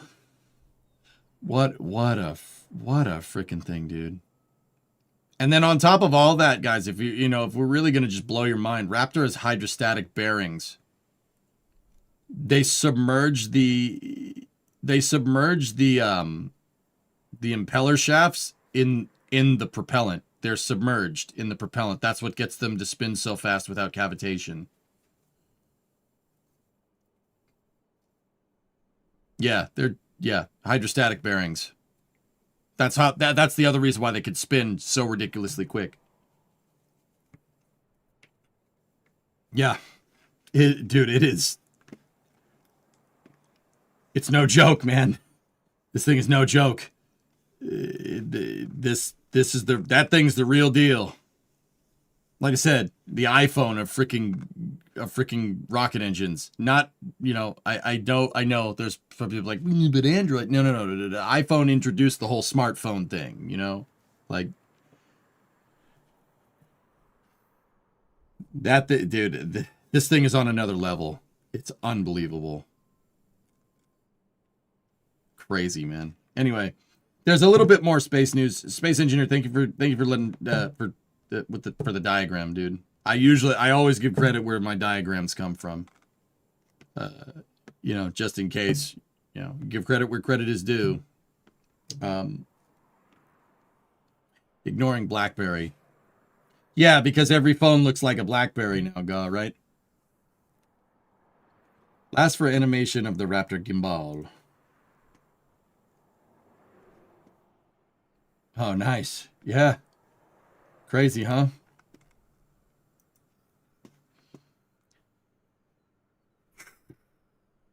There is a little bit more space news, but yeah.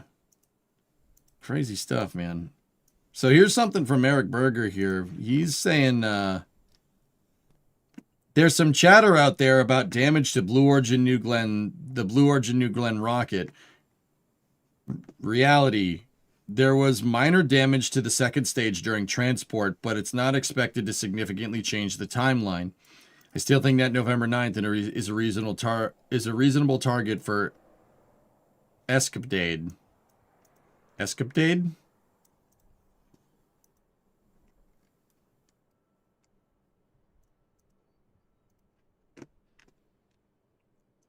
What is it with people dropping spaceflight hardware?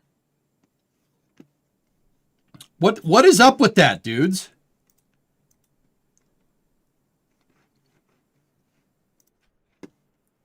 I mean, Blue has plenty of second stages lying around, so I don't think that's going to be an issue. Just use the other one. Bro, I sat down at a Blue info session and opened up Twitter before the event started, and this was the first tweet I saw. Whoops.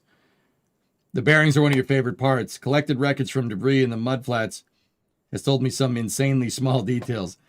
They tap off a tiny bit of hot gas on the leading edge of the stators after the turbine on both pumps, which is directed inside towards the turbo shaft. Said gas is used for axial balancing of the shaft. May also be used for the thrust bearing at the bottom of the oxidizer shaft. I mean, they would have a thrust bearing because that thing is going to want to go up. That's for sure. Huh.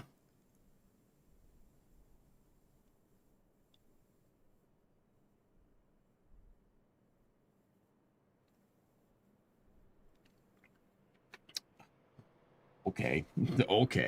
Okay, dude. Sure. Yeah, just do that. Right? Just do that. Okay. Here's where I got that Raptor 3 would do a heat exchanger to eliminate the icing. Is this from one of Zach's videos? All right. What does Zach say? We won't watch the whole thing because I want you guys to go watch CSI Starbase. So if you're intrigued by this video, follow my boy. He's a good dude. This is CSI Starbase. This is Zach Golden. He's pretty damn smart. He's smarter than me, dude. That's for sure. All right. What does he say in Aqualux?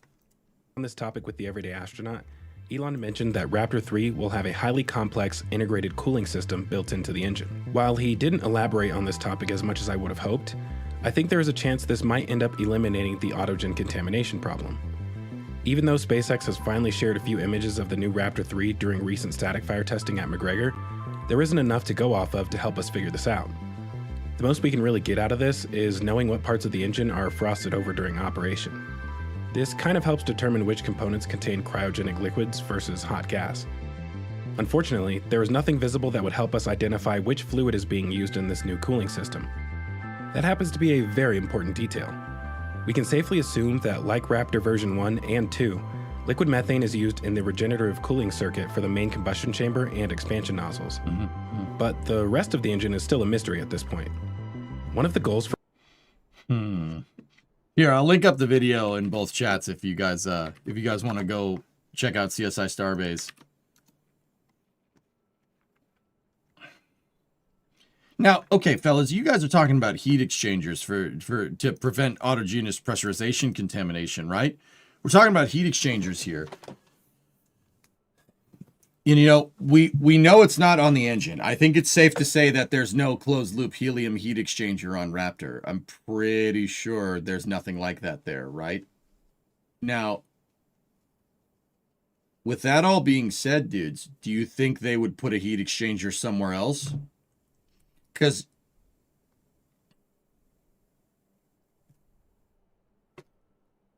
no, that doesn't really make sense.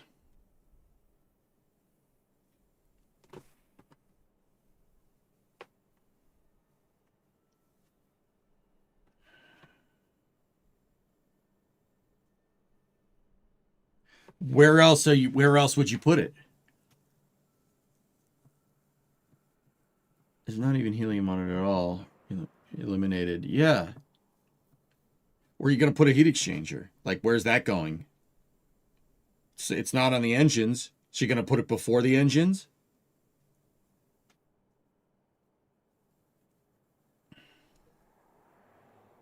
You can't have, dude, like, yeah. There's this, SpaceX has a solution for it, clearly. I know that they have a solution for it. Like I said, just watch it for a while. I know they know how, that there's something. We're missing something. And we're missing something not because we're bad at, like, trying to figure this stuff out. We're missing something because SpaceX doesn't give you all the information on purpose. They don't need everybody knowing how their trick stuff works, you know?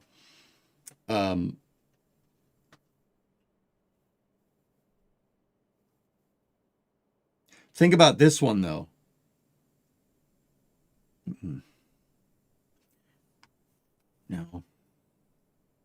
No, that doesn't make sense either. Do you think it? Okay, I'll put it out there. I know the answer is probably no. I'll put it out there. So, fellas, do you think that they're going to move that component somewhere else? So, what could you do to get contamination out of your AP lines? What could you do? Putting it through an exchanger to boil off the steam or something could do it. Do you think that they would do that with a fluid transfer system? So the system that they're using to,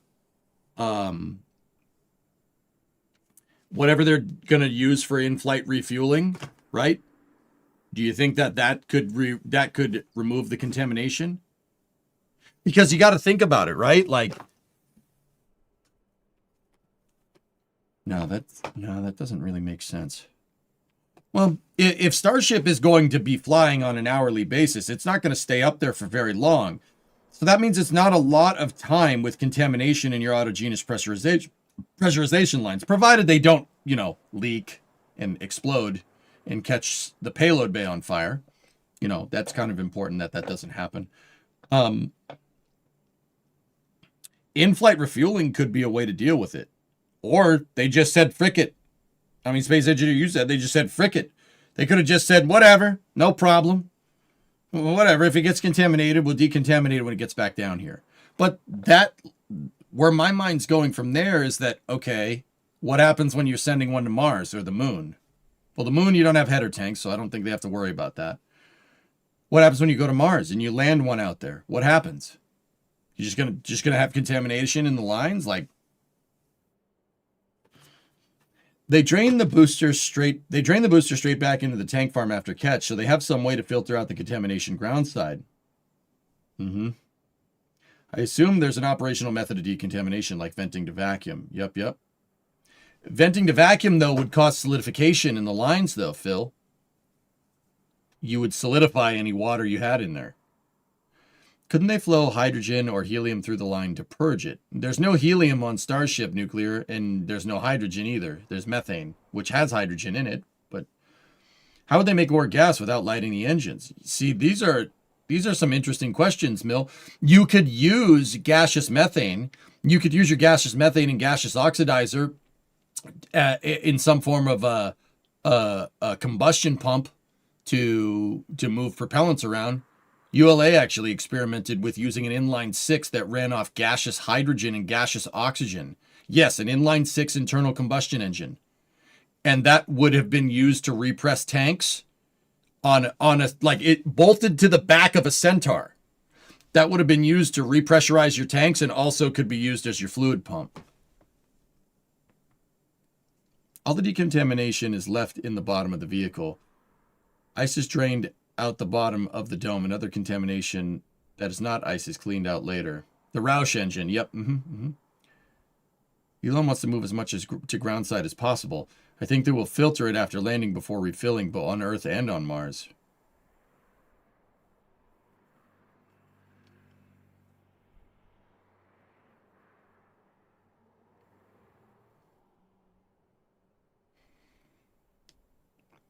The cooling passages on the combustion chamber and nozzle are heat exchangers. Are your heat exchangers?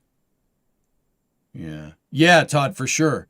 But what we're talking about is the GCH4 tap off is your hot gas manifold. It's not off of the heat exchanger, which is very weird. It's a very weird way to do that. I can't figure out why they want to do that, because then you're running contamination in the lines.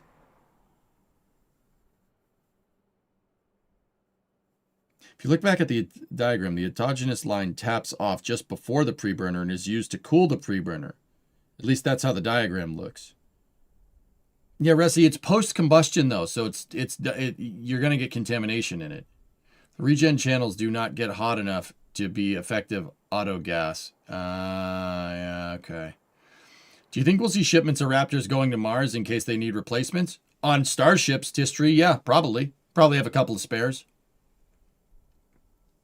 We got to remember, Tis, the other thing is that Starship should, with an empty payload bay, you won't need 3 Raptors to take off from the surface. As long as your vacuum engines are fine. But I'm pretty sure you could probably get home with 2 Raptors, 2 sea-level Raptors from the surface of Mars, provided you had the propellants. Yeah, I'm pretty sure you could do that. Engine out capability throughout the entire phase of a Martian exploration mission would be really preferable.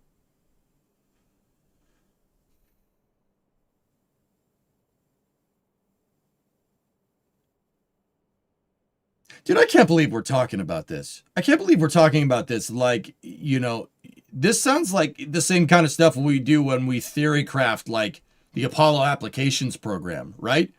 Like, oh man, the Apollo applications program would have been so cool if they made another Skylab, or if they never stopped launching the Saturn V, or they had highways on the moon with lunar rovers going up and down. Like, we talk about where the Apollo program could have gone, but we're talking about a space program that's unfolding in front of our eyes and actually is possible.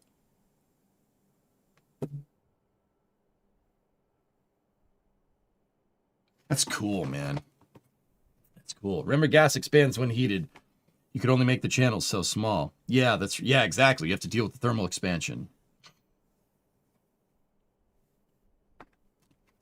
Man. Hey, Louie, what's up, dude? Hey, how you holding up, man? Everything good? That's a... What the actual frick, man? Somebody gifted Louie sub. How's your mother? How's your mother?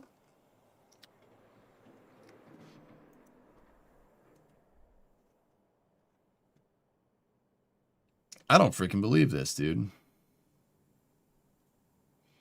It's always somebody. Can you look at my last? I was thinking about it the other day. Does that even work? What's up, Mill? What's up? What's on your mind? Could you only flow methane and oxygen without cross-feeding to the other and heat them up with the torch igniters? Conceivably, yes, but that plumbing would be more complicated than Raptor 1. But yeah, sure. I mean...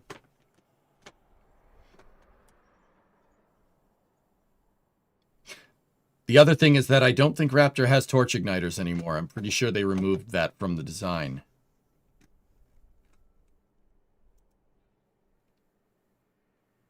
I'm late. What's blowing EJ's mind right now?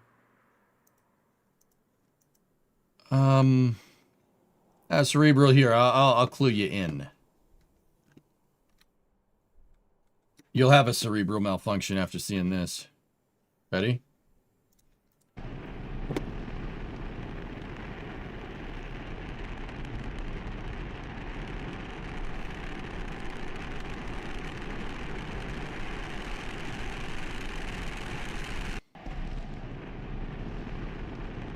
Don't you love complexity by simplification? Yeah.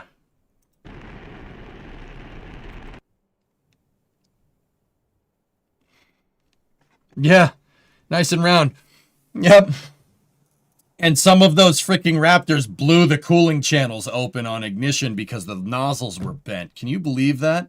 How did they not blow up an engine? How did an engine not explode? How is that possible?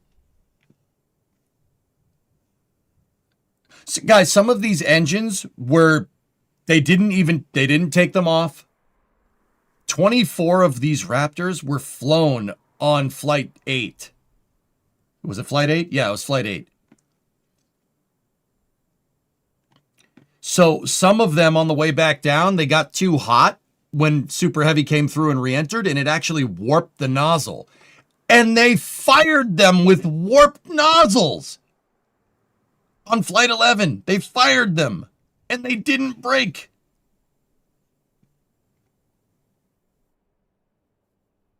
No problem, Louis. How did that not explode? How did it not explode? You're impinging your freaking cooling channels. How did it not pop?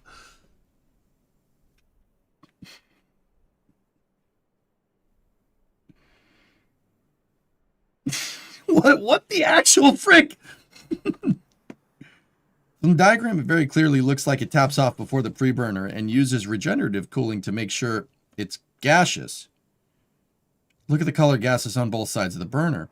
Well, Resi, I'm not disagreeing, but SpaceX very clearly admitted to problems with contamination in the AP lines. They said that ice was building up. So it had to have been contamination. I thought they admitted that. That's why I'm like, no. You know? I mean, I see the diagram. You're not wrong, but I don't know. Maybe we'll have to go look. How did one of these just not explode? These are we're looking at Raptor 3, not 2, right? Yeah.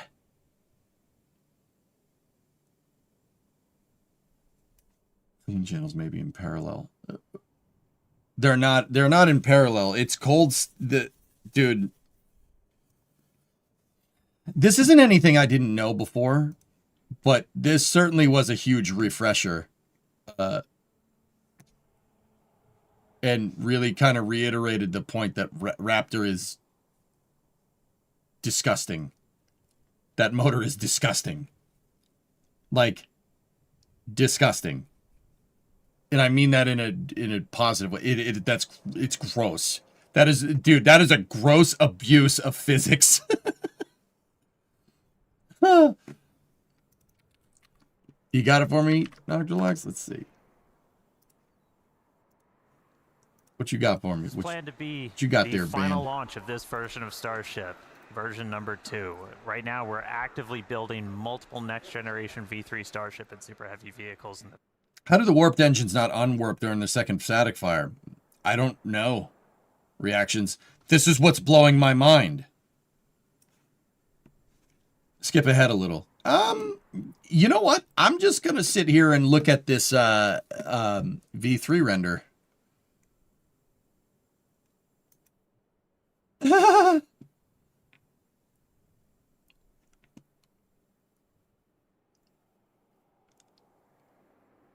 This was from the cast, XJ.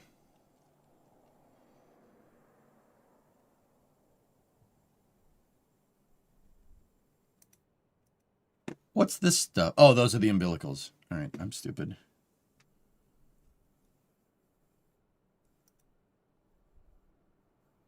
It's kind of scary. XJ, do you get the same uneasiness, like, looking directly, like, I know it's a render, I get it, but, like, I've stood behind rocket engines looking at them like this before, and I get the same kind of, like, uneasiness, like, as getting flagged. You know what I'm talking about? It's like, you're looking down the business end. I'm like, okay, I don't want to be in front of this. I don't want to be in front of this, man. You know? I don't want to be here. This is bad. Like, danger. Like, uncanny valley. Like, something is very wrong. Horror movie. Like, okay, we should not be here, you know? I hate standing behind engines. Okay, all right. It's not just me. I mean, space it, dude. Don't get me wrong. I would look. I'd go up there, look once, and I'd be like, okay, I'm never doing that again. Getting flagged from an empty gun. Yeah, Pop, exactly. I don't like being flagged. Not even with like a Nerf gun. I'm like, stop. Don't do that.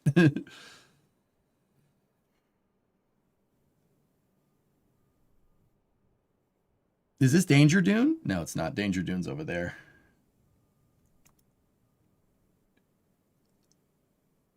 The remote camera set up for... Where's the SQD?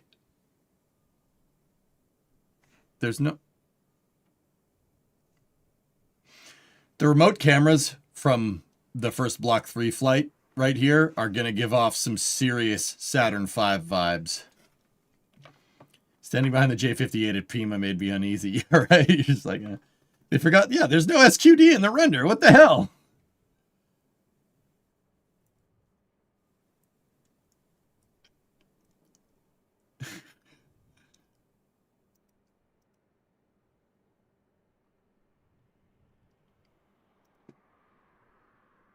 I need a human for scale. You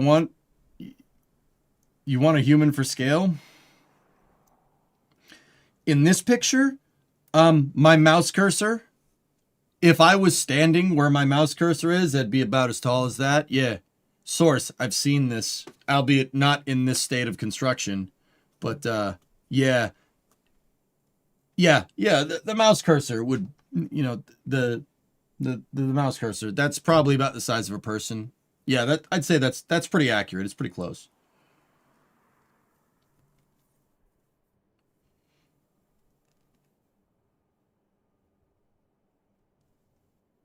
Starship's huge. Starship is huge.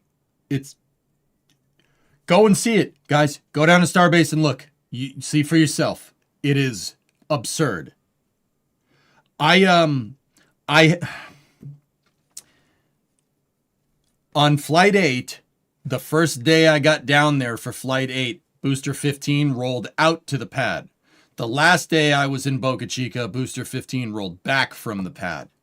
I've stood about, I don't know, 2 to 3 meters away from a super heavy booster. Holy crap.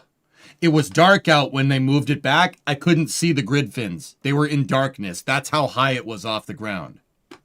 I looked up and I'm like, you can barely see the grid fins up there because it's a 22-story building.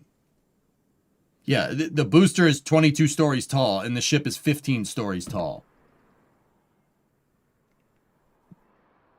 Will you go for the first Block 3? I want to, and we'll just leave it at that. We'll see what happens.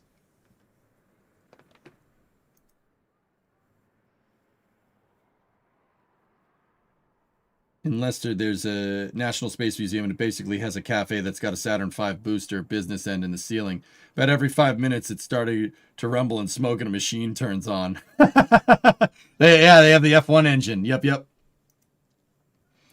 It's not a monetary thing, Spoiled.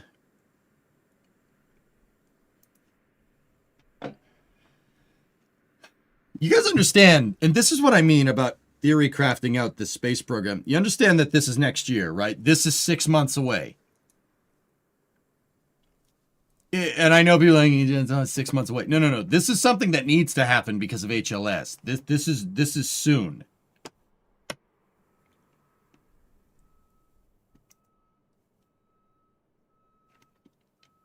A ship catch is 4 months away, according to Elon. And you know, I get it. Like, people are gonna say, "Oh, what about Elon time, EJ?" Yeah, you're right, but also, guys, SpaceX doesn't want a stopgap. They want to ramp up, not ramp down. If anything, this year was the ramp down, preparing for Block 3.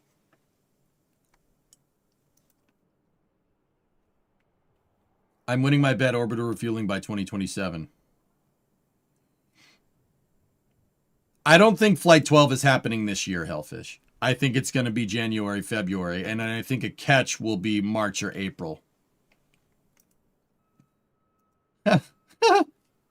Tubes.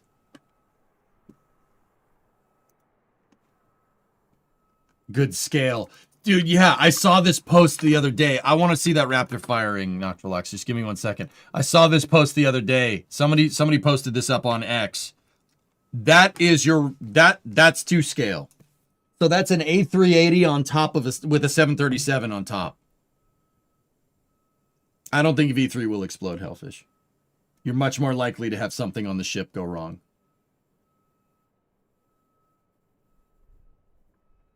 His timing is feeling more punctual.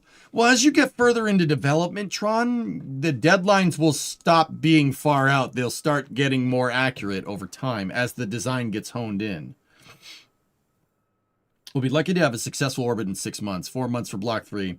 Another 2 to work out the kinks. Then another 2 for a catch, and we might see an attempt of a propellant transfer at orbit. So 8 to 12 months is way more likely. I'll give you that one, Blaze. It was a little bit of hyperbole on my part, I'll admit. But the point is that that's happening sooner than you think, right? You know, we always look at the future of the space program and be like, yeah, that's 5 years out. That's not happening soon.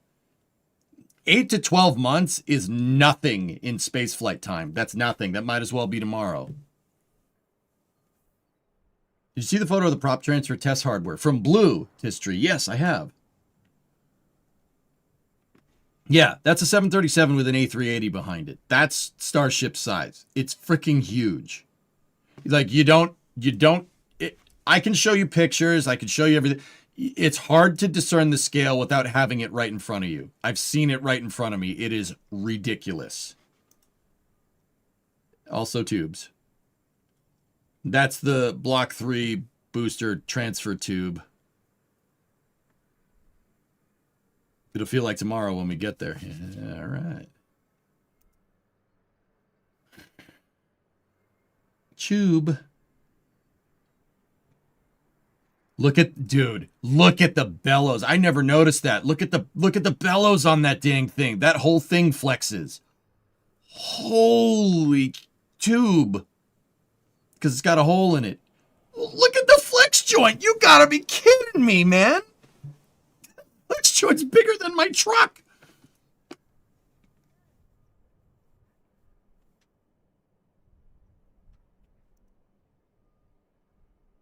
Yeah, look at the dude just standing down there.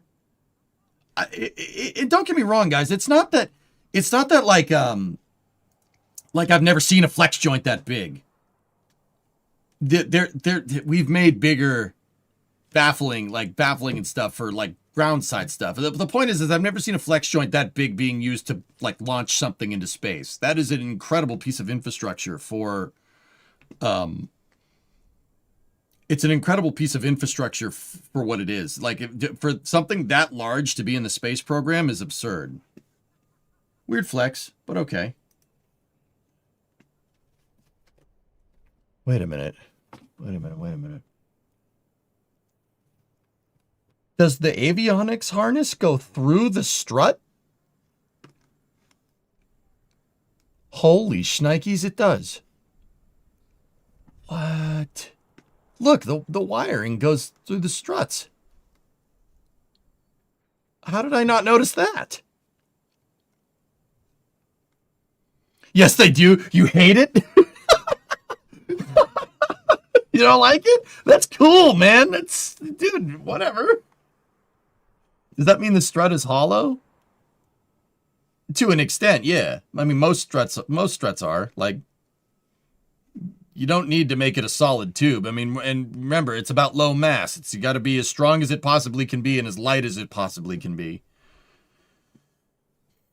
Yes, they do. I hate it. I didn't notice that before, but I mean, that makes sense. You're not going to put a raceway up through here. Hot staging will blow it away. Yeah, exactly, Phaedra says. Yeah, dude, exactly. You typed that before I said it, man. Dude, look at the beef. They thickened up the dome of this thing. Yeah, it's got a little bit of armor plating up here, considering what happens right in this area here. It's like they're rocket scientists or something. Yeah, I know. It's crazy. And this all was welded internally, which is very interesting. They welded all this stuff on the backside of on the inside of the dome.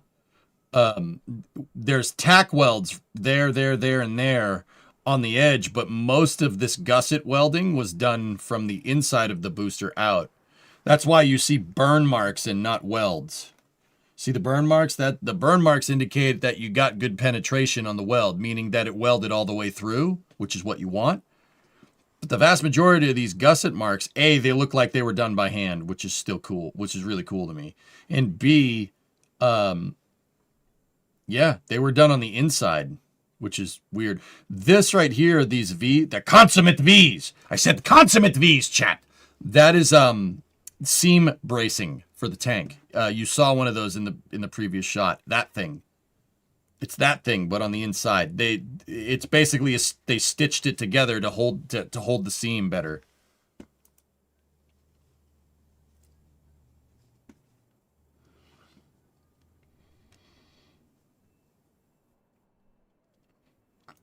Yeah, MCRS and Aqualex. So, Resi, are you over in Resi, you still over there in YouTube chat? Because Twitch chat just kind of came to the same conclusion. You might be right, buddy. You might be right. And if it is, I'm wondering where they're getting contamination in the AP lines, but you might be right, dude.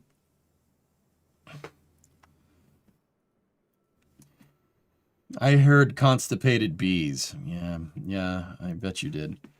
Transfer tube is the same size as a Falcon 9. I know, dude. Isn't that bananas? Yeah, yeah, dude. You might be right, dude. It might tap like right before the preburner. It's possible. And you said that would, you're right. It could regeneratively cool the burner as well. Like, if that's what they're doing, holy crap, that's trick. That's hot rodding, man. That's really cool. This stuff's so freaking... Oh. Excuse me.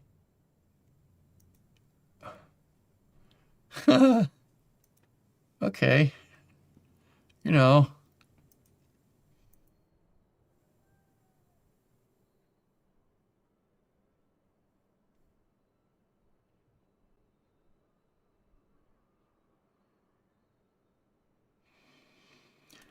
That was freaking real time, dude. You've got to be kidding me. It looks like it's sped up. It looks fake. I mean, I know it's not, but moved inside. Our McGregor team's built some additional stands like this one, which essentially is the bottom of a super heavy booster, lets us do gimbal or steering tests. So that's been... It's directly below it. Check your Discord. Yeah, but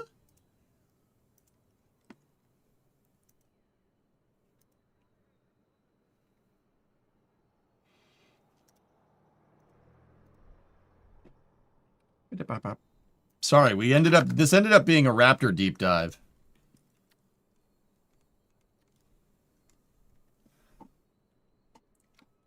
Dude, no freaking way.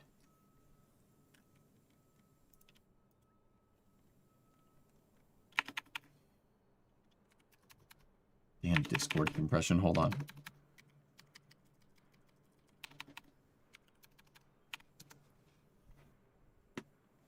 Yeah, baby.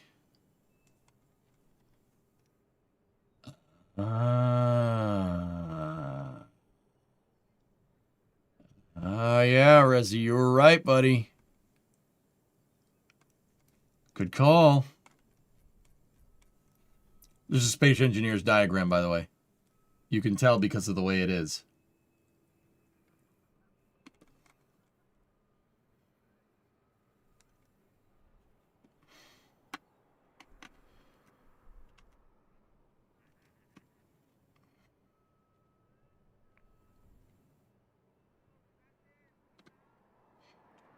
Kevin, not sure you heard the PA call that at KSC press site earlier, announcing the Artemis II Orion rolled to the VAB tonight.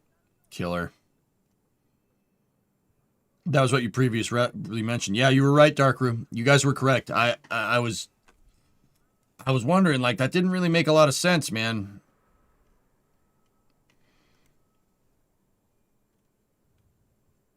Tell us TSC because it's really good.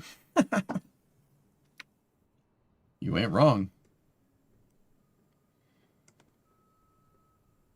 Dude, all those stupid freaking valves. You gotta be kidding me.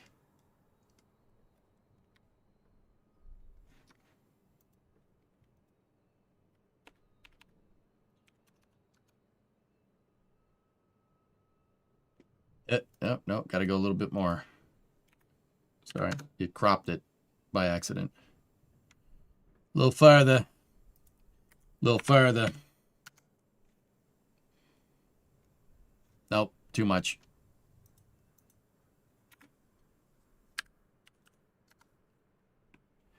Ding! Oh, not exact. Ah, there we go. Good enough.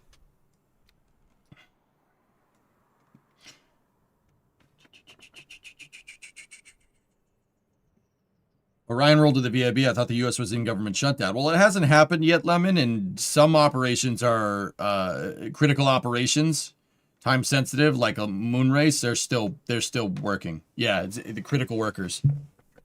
NASA didn't really. Some NASA shut down during the pandemic, but not a lot.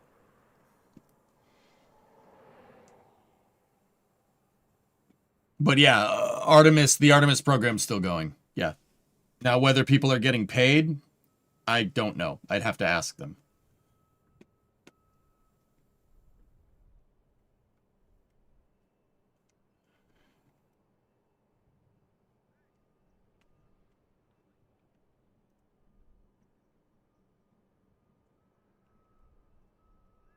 ISS ops too, because yeah, you know, humans. Yeah. Here's the newest look inside a Star Factory.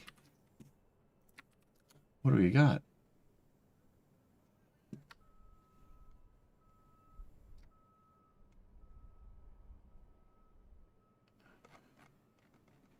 Oh. I'm just gonna mute it. That NVIDIA. That's Mr. How's it going? Good. How's it going? That's Mr. NVIDIA right there. That's who that is. He's Mr. NVIDIA, like Mr. AMD. All right, what can we see? I'm scoping and I don't care, and it's weird and I still don't care. Yeah, it's Jensen Huang is the guy's name, but yeah.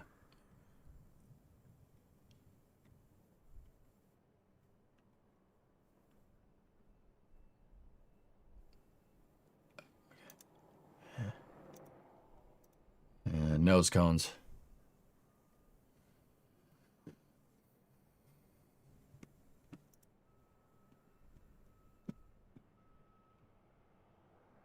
No. Oh.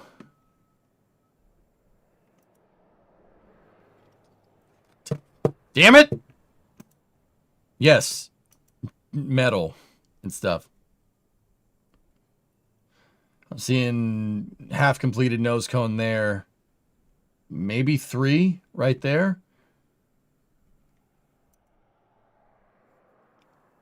John NVIDIA himself. Here, Elon, I got you a Bach. No, that's a DGX, I think. It said it on the side. I don't know anything about these things.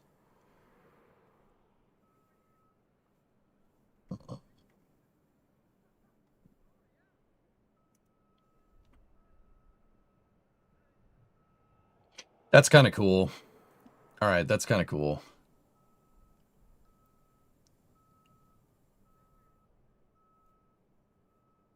That's also kind of cool. It's a machine to self-host low language models. So, all right, Cirrus, you speak software nerd more than I do, I would say. So you would want clusters of those things in a gigantic honking data center, right? Am I understanding this correctly? I'm pretty sure that's right. Yes, first ever rocket launch is Starship. Can you believe that?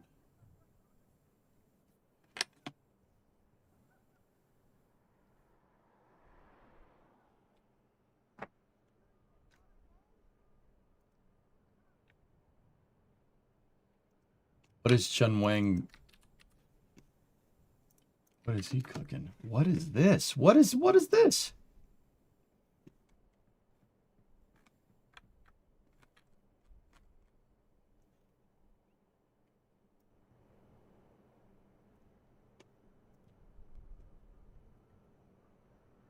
So this is Chun Wang. He is the guy that flew he commanded the, well, not commanded. He was part of the From 2 mission. First humans to ever go into polar orbit on a Dragon capsule. What is this? I've noticed that Starbase seems to have not evacuated for launches anymore. Lots of employees on site for the last 2 launches. Yeah. It's for home-ish use. Big data center just use thousands of graphics cards instead. Okay, so seriously, maybe. I don't actually know a whole lot about them myself since I just heard about them, but I wonder if it's something they could put on a rocket so AI is on the rocket itself. I don't know. Well, okay. All right, cool. Wisp said that it's home-ish use. That's kind of cool. All right, 2034 Earth, Venus, Mars opportunity looks promising. 10 to 15 on-orbit refueling operations may be needed to make a crewed ship full. Most can be done at an altitude of 180 to 200 kilometers, made possible by Starship's size. The final refueling may be performed at a higher altitude of 2,000 kilometers, just below the Van Halen belts.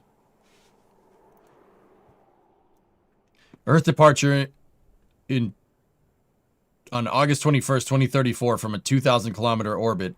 Transvenusian injection burn of 3.7 kilometers a second will place the ship on an Earth-Venus-Earth free return trajectory.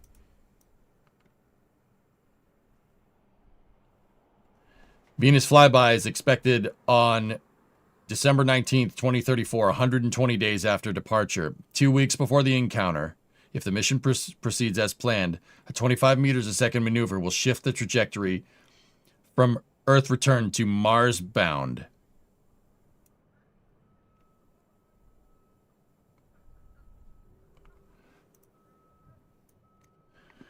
If not, the ship will free return to Earth in September of 2035. The Venus gravity assist will send the ship into another Earth free return trajectory with Mars flyby around June 2nd, 2035. 1 week before reaching Mars. A system health check will determine whether to commit to Mars orbit insertion. If it's a go, a small 10 meters a second maneuver will put the ship to less than 100 kilometer altitude, perhaps. Periapsis. So that would be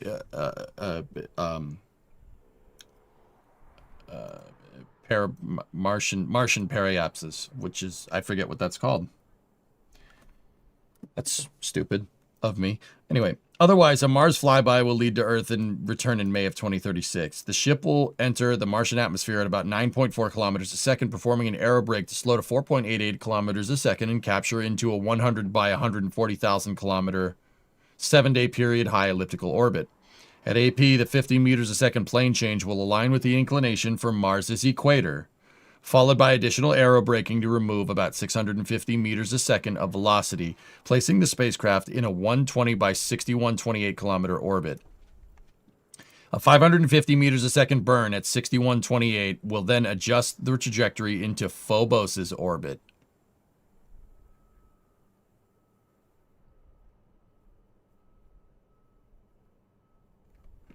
The ship will stay at Phobos for 7 days. Mars Phobos L1 is only 2 miles above Phobos' surface, and Mars would dominate nearly half the sky, appearing about 80 times larger than the moon from Earth.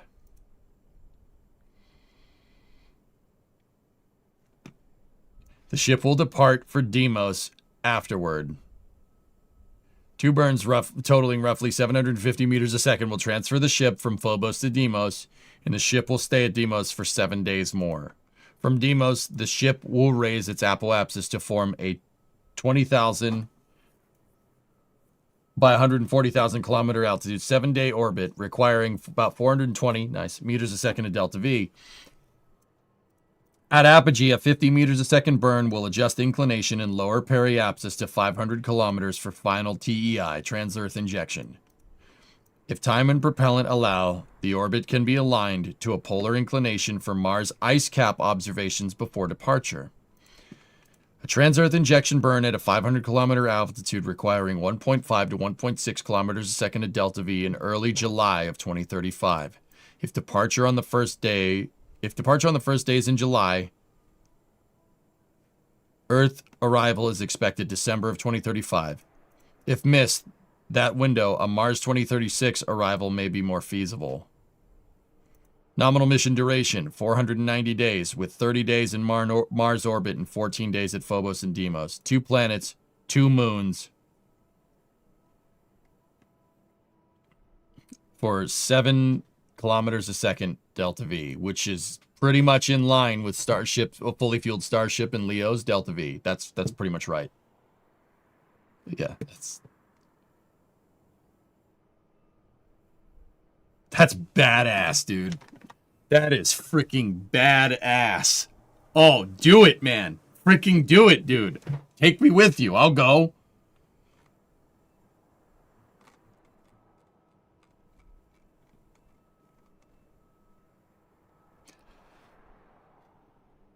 So MCRS, yeah, like, I get it. He's just theory crafting out a mission. I understand that. But also at the same time, that guy has money, so he can make it happen. You know, I know he flew Dragon into a polar orbit. So, he can theory craft all he wants, my dude. Dude, Mother Trucker can theory craft all he wants. Do it. Do it. Do it. Do it, bro. Please. Please do it. I want to see that. Dude, please. I'll go with you. You know? That, I mean, it would work. Yeah, so what he's doing is using gravity assists. There's a he has an animation of the of that mission. Look. So you grav assist off of Venus. Venus will shoot you out with an what's called an outward ejection angle. Right? And you basically get it so your Venusian ejection angle in this capacity puts your aphelion, or highest point in solar orbit, basically at Mars's altitude. That requires see how the ship is kind of coasting, and if it kept coasting, the high point of its orbit would be right around here. If you want to have the most ideal transfer, and you guys will learn this once we get further out into the solar system in our KSP career mode save, the most efficient thing to do would be to just kind of have your orbit get to right where the planet is going to be and have the planet fly by and collect you. Watch the dot when it gets collected. Ready? Boop. It'll just sit there. If you do that, right? If you do that, you can use a minimal amount of delta V to actually circularize around the planet. That's maximizing the planet's gravitational pull for your mission parameters. This is trajectory optimization 101. And then, yeah, bounce back, put you right into trans-Earth injection, and you're back. So aim for Eve from Curvid and let Eve grab assist you to Duna. We would need some serious mission planning, Nova. Our timing would have to be perfect. But yeah, you might not be able to do that with KSP's solar system, but we could plan. I mean, we could certainly try. We could plan missions like that. Sure. That's cool, man. Dude, do it. Freaking make it happen, man. Oh, and for what it's worth, guys, there's a reason why I spent a lot of time dialing that stupid capsule in. I have a plan. Don't worry. So no Mars orbit. Yeah, it's technically in Martian orbit, Lemon, because it goes to Phobos and Deimos and loiters around Phobos and Deimos. It doesn't. It enters a Mars orbit, but it's what's called an eccentric Mars orbit. Eccentric means that it means that the orbit is elliptical. It's not like perfectly circular. Would you say it's the greatest plan? Evan, you know where I'm at, dude? The fact that somebody's even theory crafting this out is cool. I'd be wondering about Eklis constraints at that point, because that starship is up there for like 2 years. Environmental control and life support. Like, can that thing carry enough oxygen? Can you carry enough life support to support a 2-year duration mission? That's much, much longer than what you'd need to... That's much longer than what you'd need to do to,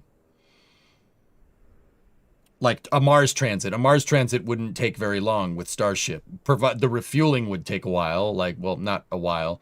The transit could be like 3 months to Mars. And if I was SpaceX, I would optimize that around... I would optimize life support systems around the transit time, right? This is quite literally a once-in-a-lifetime trajectory. Not only does it put you on an amazing path, it gives you escape routes. It just makes me curious how you'd keep cryogenics for 400 plus days. I would, Steve, yeah, that's a good question, dude. I'm just going to go ahead and assume that SpaceX has boil-off solved in the next 10 years. And just kind of leave it there. There are some really, like, we wouldn't be able to do this mission right now, but we could do it in the future, which is super cool. How do you keep cryogenics for a landing, flip, and catch? Well, the plus there, no good, is the header tanks. The header tanks are vacuum insulated because they're inside of the payload bay. So the payload bay acts as your sun shield for the tanks. If you took those header tanks and you wrapped them up in some MLI on top to basically minimize conduction from the thermal protection system, for instance, sitting in the heat, you could mitigate boil off pretty damn well, actually. Yeah. Yeah, I'd be wondering about life support, food, etc., etc. 2 years worth of food on the Starship is going to it's not going to be an inconsequential mass, you know what I mean? But then again, if Starship can move 100 tons into low Earth orbit and then get refueled a bunch of times,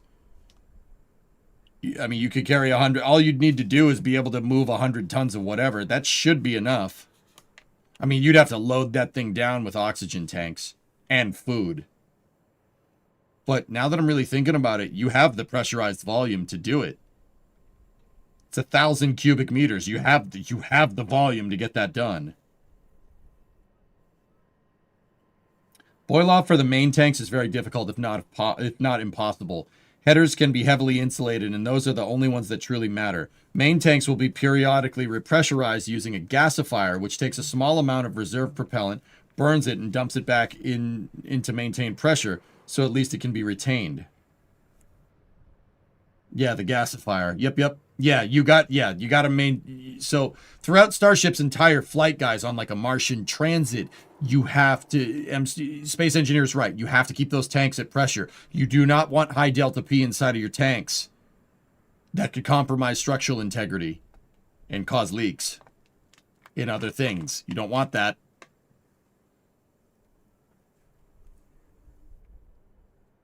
How many people? I mean, Phaedrus is, I don't know. Okay, so me theory crafting this mission out, 6 people, 7 people, 8 people, probably be fine. 100 tons, let's say 100 tons, let's say 30 of that is all the crew paraphernalia, like bedrooms, sinks, plumbing, showers, stuff like that. I mean, you'd need water. You'd have to take water with you. Let's say 10 tons of water, right? So we're at 40 tons, 30 tons of crew paraphernalia, 10 tons of water, maybe 20 tons of food. So we're at 70 tons, 30 tons of life support systems. You could do it. Sure. That I mean, you'd have to design it, right? But that's enough. That you could fly for a long time.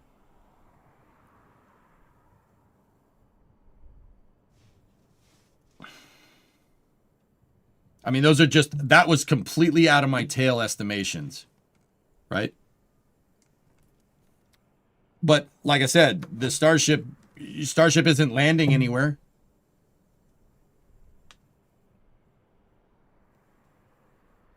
You know, and the majority of your Delta V gets on this like crazy gravitas trajectory thing, guys. The majority of your Delta V is used right at the transvenusian injection, right at the beginning of the mission. So the header, you'd use the header tanks to fire those engines for the rest of the time. The hardest thing from there would be trans-earth injection. But at the end of the mission, that would be tough. Because, yeah, you would be scraping the bottom of the barrel at that point. I was thinking a crew of 3 for these first missions. Would they store or jettison solid waste? I would use it. Use it to make fertilizer so you could grow more plants or something with hydroponics. Martian style. Or just jettison it. I don't know. Depends. That's what getting me. The crude section is 10 tons at least, let alone life support. I mean, but Steve, this is what I'm talking about, dude. You have 100-ton to Leo payload capacity. 100 tons to Leo.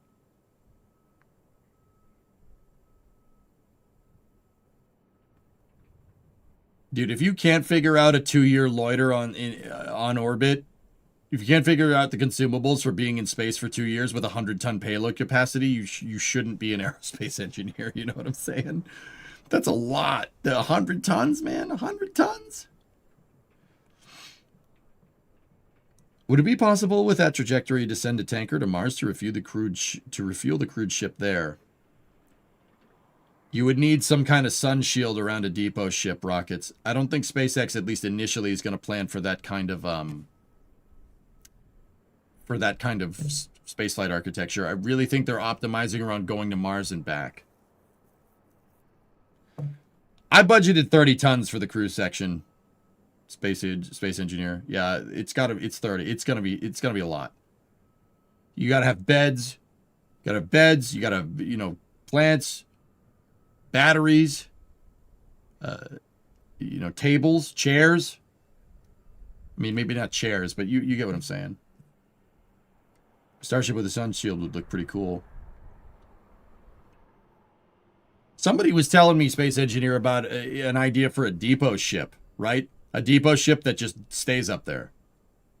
And we were talking about that conversation morphed into, can a super heavy booster SSTO? If you just had super heavy with like a Starship nose cone, no flaps on it, just go all the way up into space, right? Would it, could it SSTO? And with 13 engines, yes, probably. I would say yes. Yeah, you could probably do it with 13 Raptor 3s. If I'm thinking about this right. Yeah, you probably could. And then you have a gigantic propellant depot up there.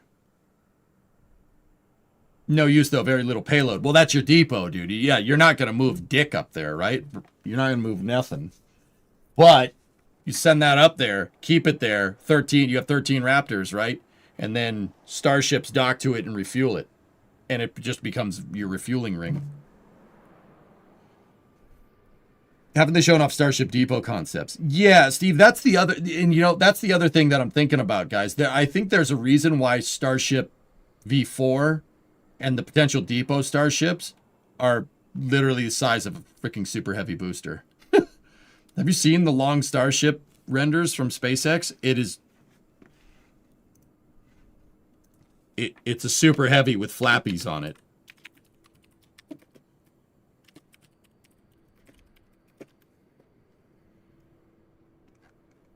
Where's the picture of it? I'm looking for the diagram. Give me 1 second.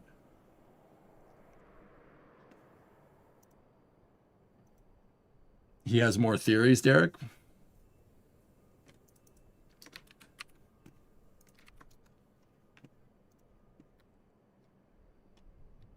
Shun Wang saying, what's my boy saying here?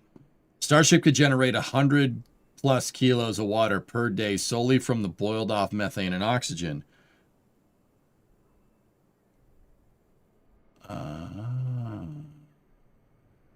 You reckon they'll need to build a new Mechazilla for... What is that? That video just decided to play? That scared the crap out of me. Why did that video just decide to play? I mean, I'm not upset. I'll play it, but... Wasn't even on that tab. I mean, I'm not upset, but that's just strange. Why would it do that? I was over here. Why would it play the damn video?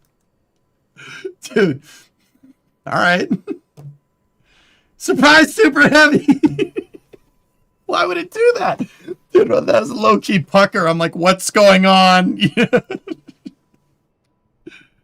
All right. Starship could generate 100 kilos of water per day slowly from the boiled off methane and oxygen. Rotating a 9-meter diameter section at 9 RPM would create 0.3 AG, Mars-like artificial gravity. Yeah. Musk scare. Yeah, right.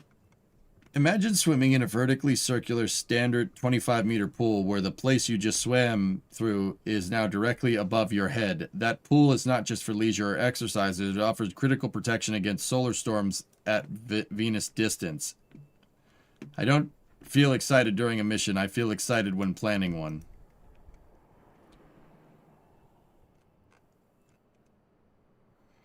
First class. Nice. I don't think swimming around in your solar shield is the,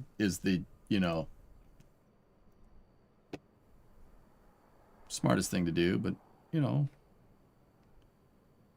dock 2 starships nose to nose and make them rotate. Yeah, I don't think they're far enough away from each other, dude. A 9-meter diameter centrifuge would not be comfortable to stand in. That's what I mean. You gotta be a certain distance away for your brain to not make you want to puke. Let me say that. British Airways didn't have money to fly first class every day for the next 300 years. Dude, that must be nice, right? Like,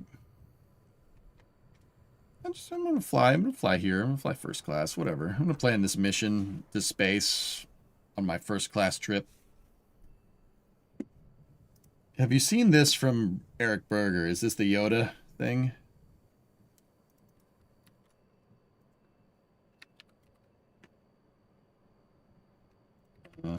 What do we got here?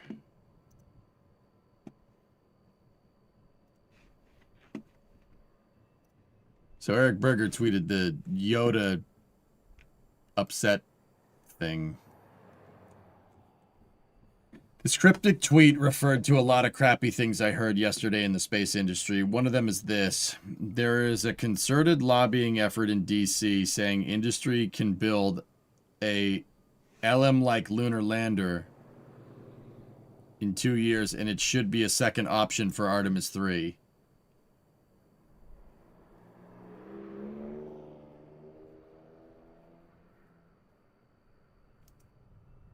Deuterium would be a great solar shield. Yeah.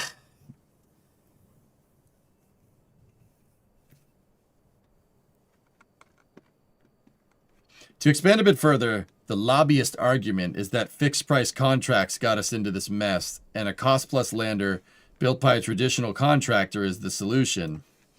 The problem is that there are some people in the agency taking them seriously.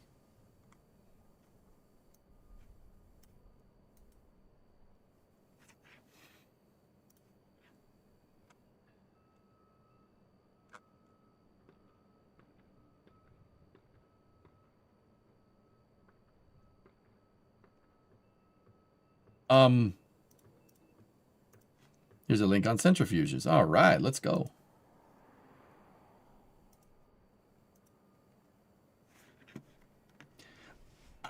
I don't... Oh, man. I'm not trying to piss in Eric Berger's cornflakes. I don't think that that's the stupidest idea. I'm sorry. I'm sorry. I don't think that that's the dumbest idea. That's actually not... That's hedging your bets pretty well, and that's being pretty damn smart about it. The camera focus seems a little bit off. We good now? We good? Is it good? Can I get a cost plus contract to reinvent the wheel? The problem is not cost plus, it's traditional contractors. Creation, what Spoiled said. I wouldn't be against something like that. But here's the thing, fellas. All right, hold on one second.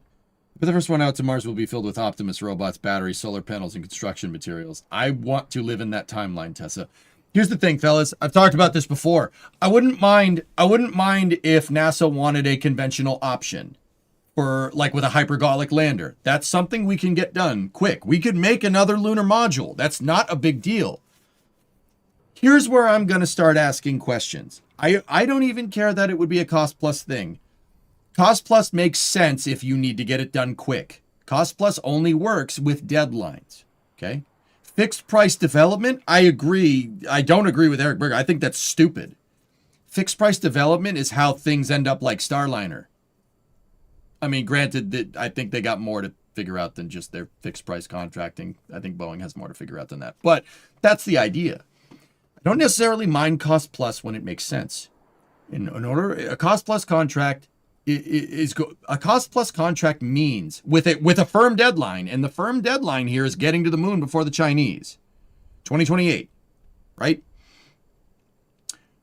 A cost plus contract with a firm deadline like that means that you're letting your mission drive your funding, which is not a bad thing. It's really not. I don't care what anybody says. That's not a bad thing. You know, you're going to sit here and make the argument that cost plus is a bad idea. Cost plus is a bad idea. Cost plus is a bad... The whole Apollo program was basically cost plus. Okay? If you have a deadline and you have solid goals, cost plus is fine. There's nothing wrong with that. If anything, that's good because that means, because you don't know how much it's going to cost. That's not a bad thing. It really isn't. I don't think it's bad to have options. I think he might be right in the fact that it's kind of interesting that NASA isn't putting their faith in SpaceX. They don't think that SpaceX is going to be ready. That's, you know, if Eric Berger's sources are pretty good. No matter, I mean, I don't agree with his conclusions. His conclusions were all wrong. Halsey acted stupidly. No, I think his sources are right, and I think they're good. I used to bug on him all the time because, you know, I was like, oh, sources is not journalism. But his sources clearly are right. But they're clearly good, right? But a cost plus lander on a short deadline like that, 2 to 3 years, totally doable. That's doable. But here's where I agree with him. Okay. 1, that doesn't show confidence in SpaceX. 2, that's kind of telling. 3, Okay, you're going to build another lunar lander. Sure. Go ahead. Yeah, build an exact copy of the LM for all I care. That's fine. How are you getting that to the moon? Exactly. How's that going to work? How is that getting to the moon? SLS? That can't put that to the moon. So SLS has about 40 metric tons translunar injection capacity. Orion is 25.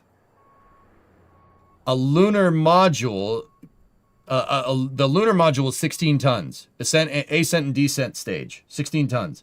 SLS can do 45 metric tons TLI. Or no, not 45. It could do 40. So with the EUS, with the Block 1 EUS. So what does that get you? That seems right. Like, oh, the EUS should be able to shoot a lunar module and Orion on a translunar injection, right? Should be right. That should be able to do that. Orion's service module can't get it into low lunar. Even if Orion could somehow get an LM into a rectilinear halo orbit, it means nothing. It means nothing. You don't have enough delta V to land a lunar module from rectilinear halo. That's not a thing. Because Orion's service module is dookie. That's where I'm kind of like, okay. So other architectural options need to be on the table here. You need to be able to build a gigantic hypergolic lander. Something that can get from rectilinear halo back down. And you need to be able to send that to the moon. So that means you're building something on par with like the Altair lander from Constellation, which was using hydrogen, if I'm remembering correctly, and you're making it hypergolic. Not insurmountable. Okay, what propulsion are you using at this point in time? You're not using AJ-10s to do that unless you clustered them up. Not happening. How are you going to do that? What engine are you going to use? What hypergolic engine is there? You're going to remake the LMDE? Propulsion research takes time. EJ's right. Orion can't get it up. It's that service module soapbox. It sucks. I understand where you're coming from completely, but I feel like Eric is just jaded with the current state of aerospace. And honestly, I don't blame him in the slightest. I don't think he's jaded. I don't think that... Look, man... Steve, we're not set up. We are not set up for a space race. The whole entirety of Artemis is set up for sustainable lunar exploration. It specifically is the opposite of the Apollo program, which was expedient. And now we're just going to switch gears? Now, don't get me wrong, dude. I don't care. We switch gears, that's fine. As long as we don't tank the Artemis contracts that are there for sustainable lunar exploration. If NASA wants an option that's going to get them there more expediently, I don't necessarily have a problem with that. I really don't. I don't have a problem with that. It's just going to be really funny when their little poopy doopy baby hypergolic lander is sitting on the moon and a Starship HLS lands next to it. But whatever. How much delta V does the USD orbit vehicle service module supposed to have? 50 meters a second delta V attached to the International Space Station, Andrew, from what I understand.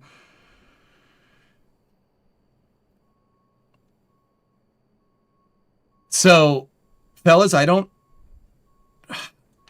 necessarily think them doing that is a bad idea, and I don't think them doing it with a cost plus lander is a bad idea.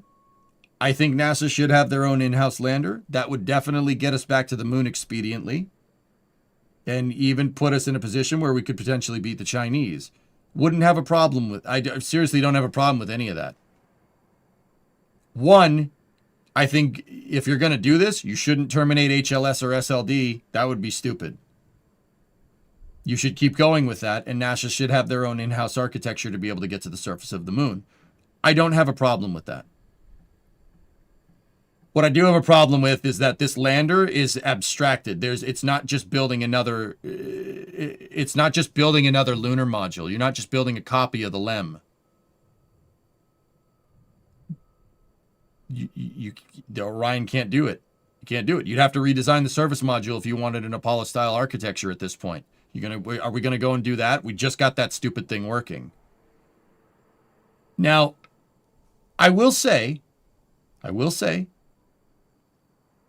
if you're going to do this, you would have to upgrade Orion's SM. Upgrading Orion's SM is going to change a bunch of things. You're going to... The Orion service adapter is going to need to be redesigned for a bigger service module. It's possible. You could do it. Stretch Orion's service module if you really wanted to. Who's making it? The Europeans? How's that going to work? You have to redesign the arrow fairings on the capsule. Got to redesign those. Took them 10 years to get those right. You have to redesign that. I don't have a problem with that. You could just redesign it for a bulkier service module and eliminate the arrow service modules completely. Then you'd need to cover your solar panels somehow on the way up. A blister fairing on the side like Rocket Lab could be doable. But do you see how many things you need to redesign at this point? You're redesigning a lot of things.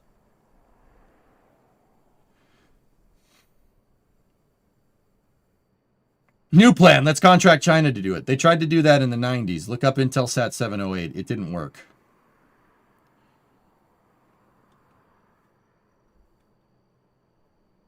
You could take the booster second and third stage with Orion and a lander. Could you take the booster and a second and third stage with Orion and a lander on top of it? I don't know. Can you add extra boosters to a Falcon Heavy? No. Old plan. Let's contact China to do it. Good idea. No. That's more Leo mass dedicated to Orion then. Bingo. Gah. Yeah. The only way you're going to do this is you're going to have to build a jumbo LEM. You have to take the LEM and double the size. That's the only way that's getting done. You got to double the size of the damn LEM.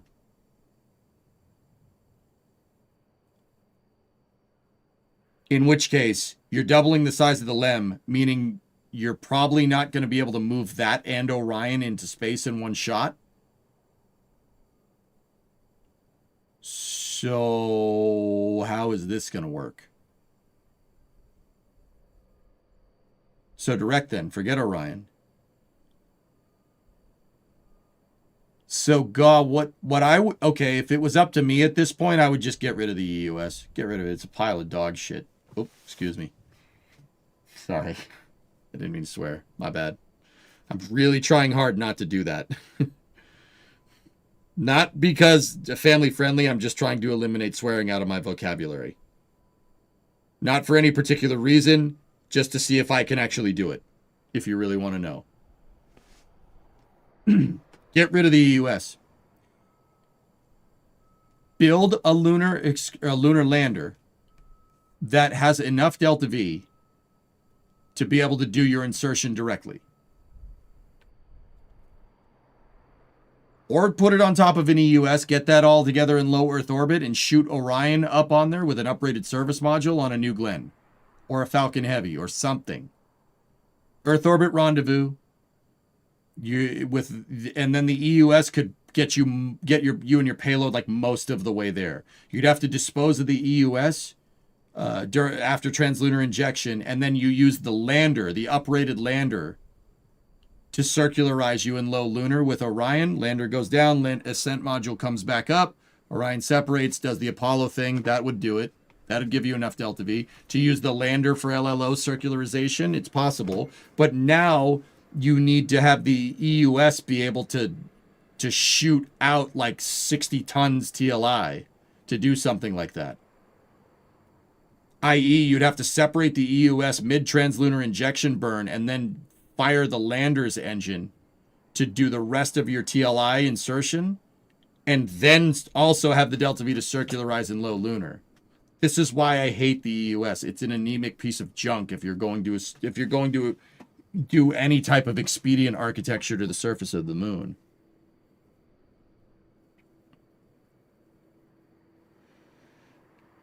Couldn't they throw up the lander on another launcher? Well, I'm saying launch SLS with a cargo fairing and the EUS on top of it, and launch Orion on New Glenn or something, and dock that in Leo, and then have the EUS do some of your insertion, and then have the lander do the rest of the insertion, and have the lander circularize you in low lunar, and then have the lander go down and land, ascent module comes back up, docks with Orion, Orion goes home.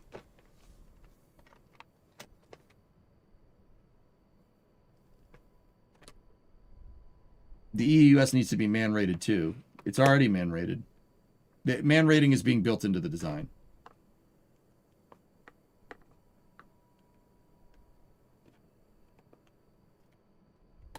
Yeah, I got you. You planning on spending time around kids? No. I am doing it just to see if I can. This genuinely feels like we're back to square one for the 5th time. I'm 90% sure that is a page directly out of the Constellation textbook. Yeah, Steve, and I've been saying for the past 15 years that Constellation is a very good architecture. And I think it's a good idea. And we shouldn't have not done it.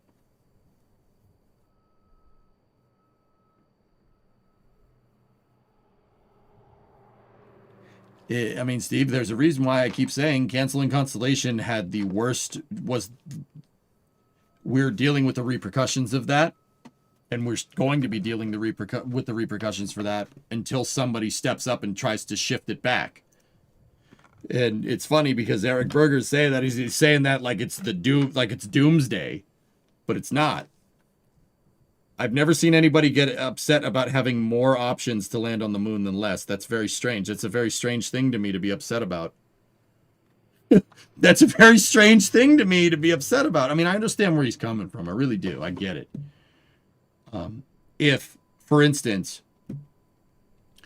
like they cancel HLS and they cancel SLD and then award this huge cost plus contract for a lunar lander, I'd be pissed. That would be stupid. Yeah, Van, exactly. I highly doubt they'll approve a new lander without cutting funds anywhere else. How about SLS EUS lander, separately SLS EUS Orion moon rendezvous? Yeah, sure, you could do that way. Yeah, Bob, you could do that if you really wanted to. Yeah, you'd have to budget 40 tons for the lander, but you'd need 2 SLSs at that point. It might be an issue of more people to take the same size pie. They need a funding increase to make any sense. That's the other thing, and that's what I mean about fixing this problem. We can't beat around the bush. Commercializing the entirety of NASA's space program isn't saving anybody money. It's just defunding NASA. That's what they mean when they say we're saving money by using commercial. That means less money for NASA. You can cut it any way you want. It's less money for NASA. Blame Norman Augustine. I have taught you well, Nova. Yes. Yeah, Geeson. Once again, I don't think this is necessarily a bad idea. As long as you don't cancel HLS and SLD, I think this is a really good idea, actually.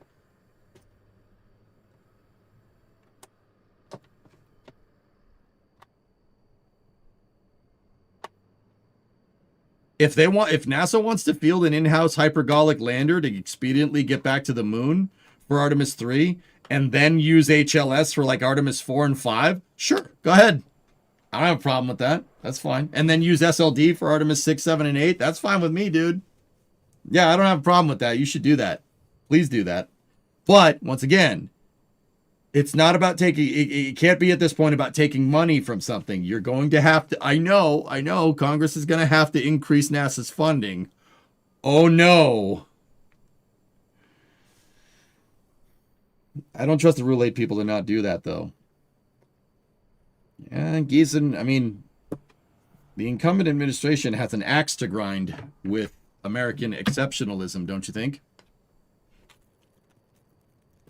It would happen this way. Think about it, dude. It would happen like this. Of course it would happen like this. Why wouldn't it?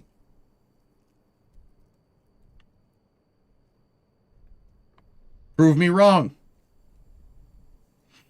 It would happen that way.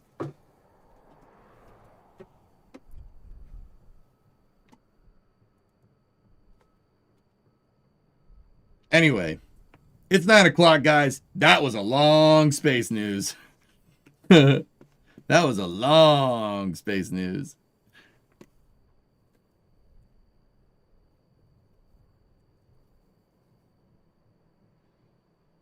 Yeah, Lex, I don't think that would work.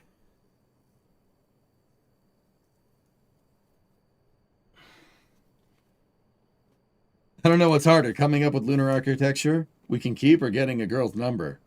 Have you tried asking? Have a good night. I was going to play Summer Car for after hours. You guys want to stop? We can stop now. That's fine. We can stop now. That's fine. I was going to test out the new racing rig. I fixed the racing rig chair. Suggestion for training yourself on not swearing. Have a treat that you only get to have on days that you don't swear before you go to bed.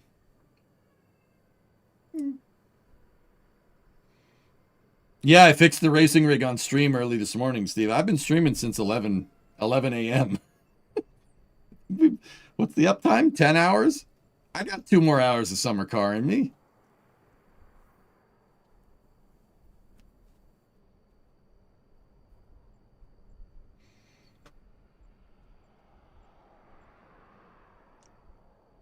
Enough positive reinforcement. Bring back the swear jar. No, I think I'll just stop swearing. That's fine. Isn't Blue Origin's lander for a December launch? Yes, Rick, but that's the Mark 1 lander. Mark 2 is the one they want crewed. I mean, if we're going to explore options with lunar landers, I would probably have pay Blue to human rate Mark 1, but that's just me. If you don't swear, then maybe the Sox will get to the World Series next year. I don't need to do that because that's going to happen anyway. No swearing, so BF6 is out. I said it was a challenge, Mutter. I didn't say it would be easy, man. I keep asking people, EJ, but so far no one's given me a sustainable lunar architecture.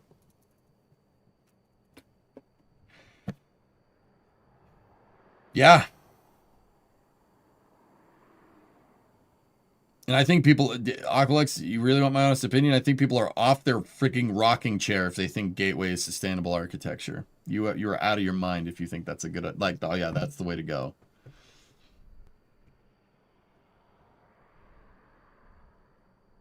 Anyway, good conversations, dude. Space Engineer, if you're still out there, thank you for showing me the diagrams. I do appreciate it. Guys, go give Space Engineer a follow on X. Really, really top shelf info about Starship and engines and whatnot. He's a good dude. Good dude. Give the guy a follow. Why no Gateway? Lemon,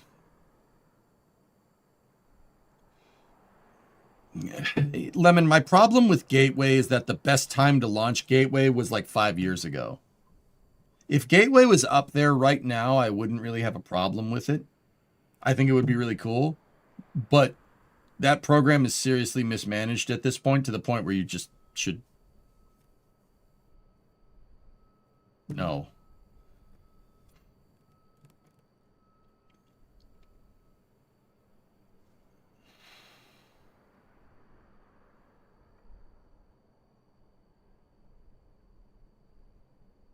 Gateway is great if it's 2015. Bingo. Gateway is amazing if it's 2015 and we don't have to worry about near-peer adversaries trying to claim the moon. i.e. not being in a space race. Gateway is great if we live in the 20-teens fantasy land of NASA doing crazy stuff like redirecting asteroids with less money somehow.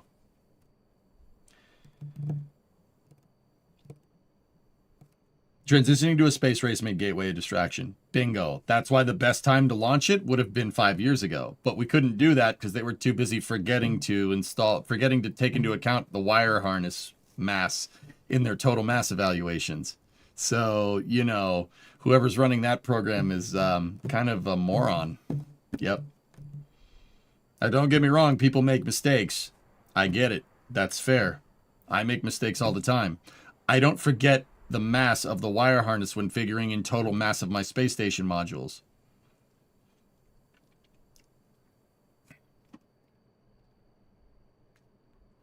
Anyway, fellas, that was a good space news. I enjoyed that. I hope you guys had fun. I think it's time for my summer car.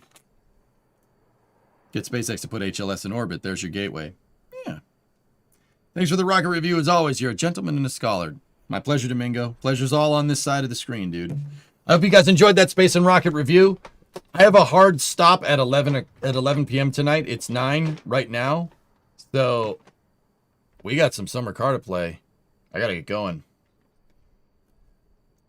So I'm going to jog the VOD. I will see you guys in a second. Just going to take 5 here, switch up the YouTube VOD and go.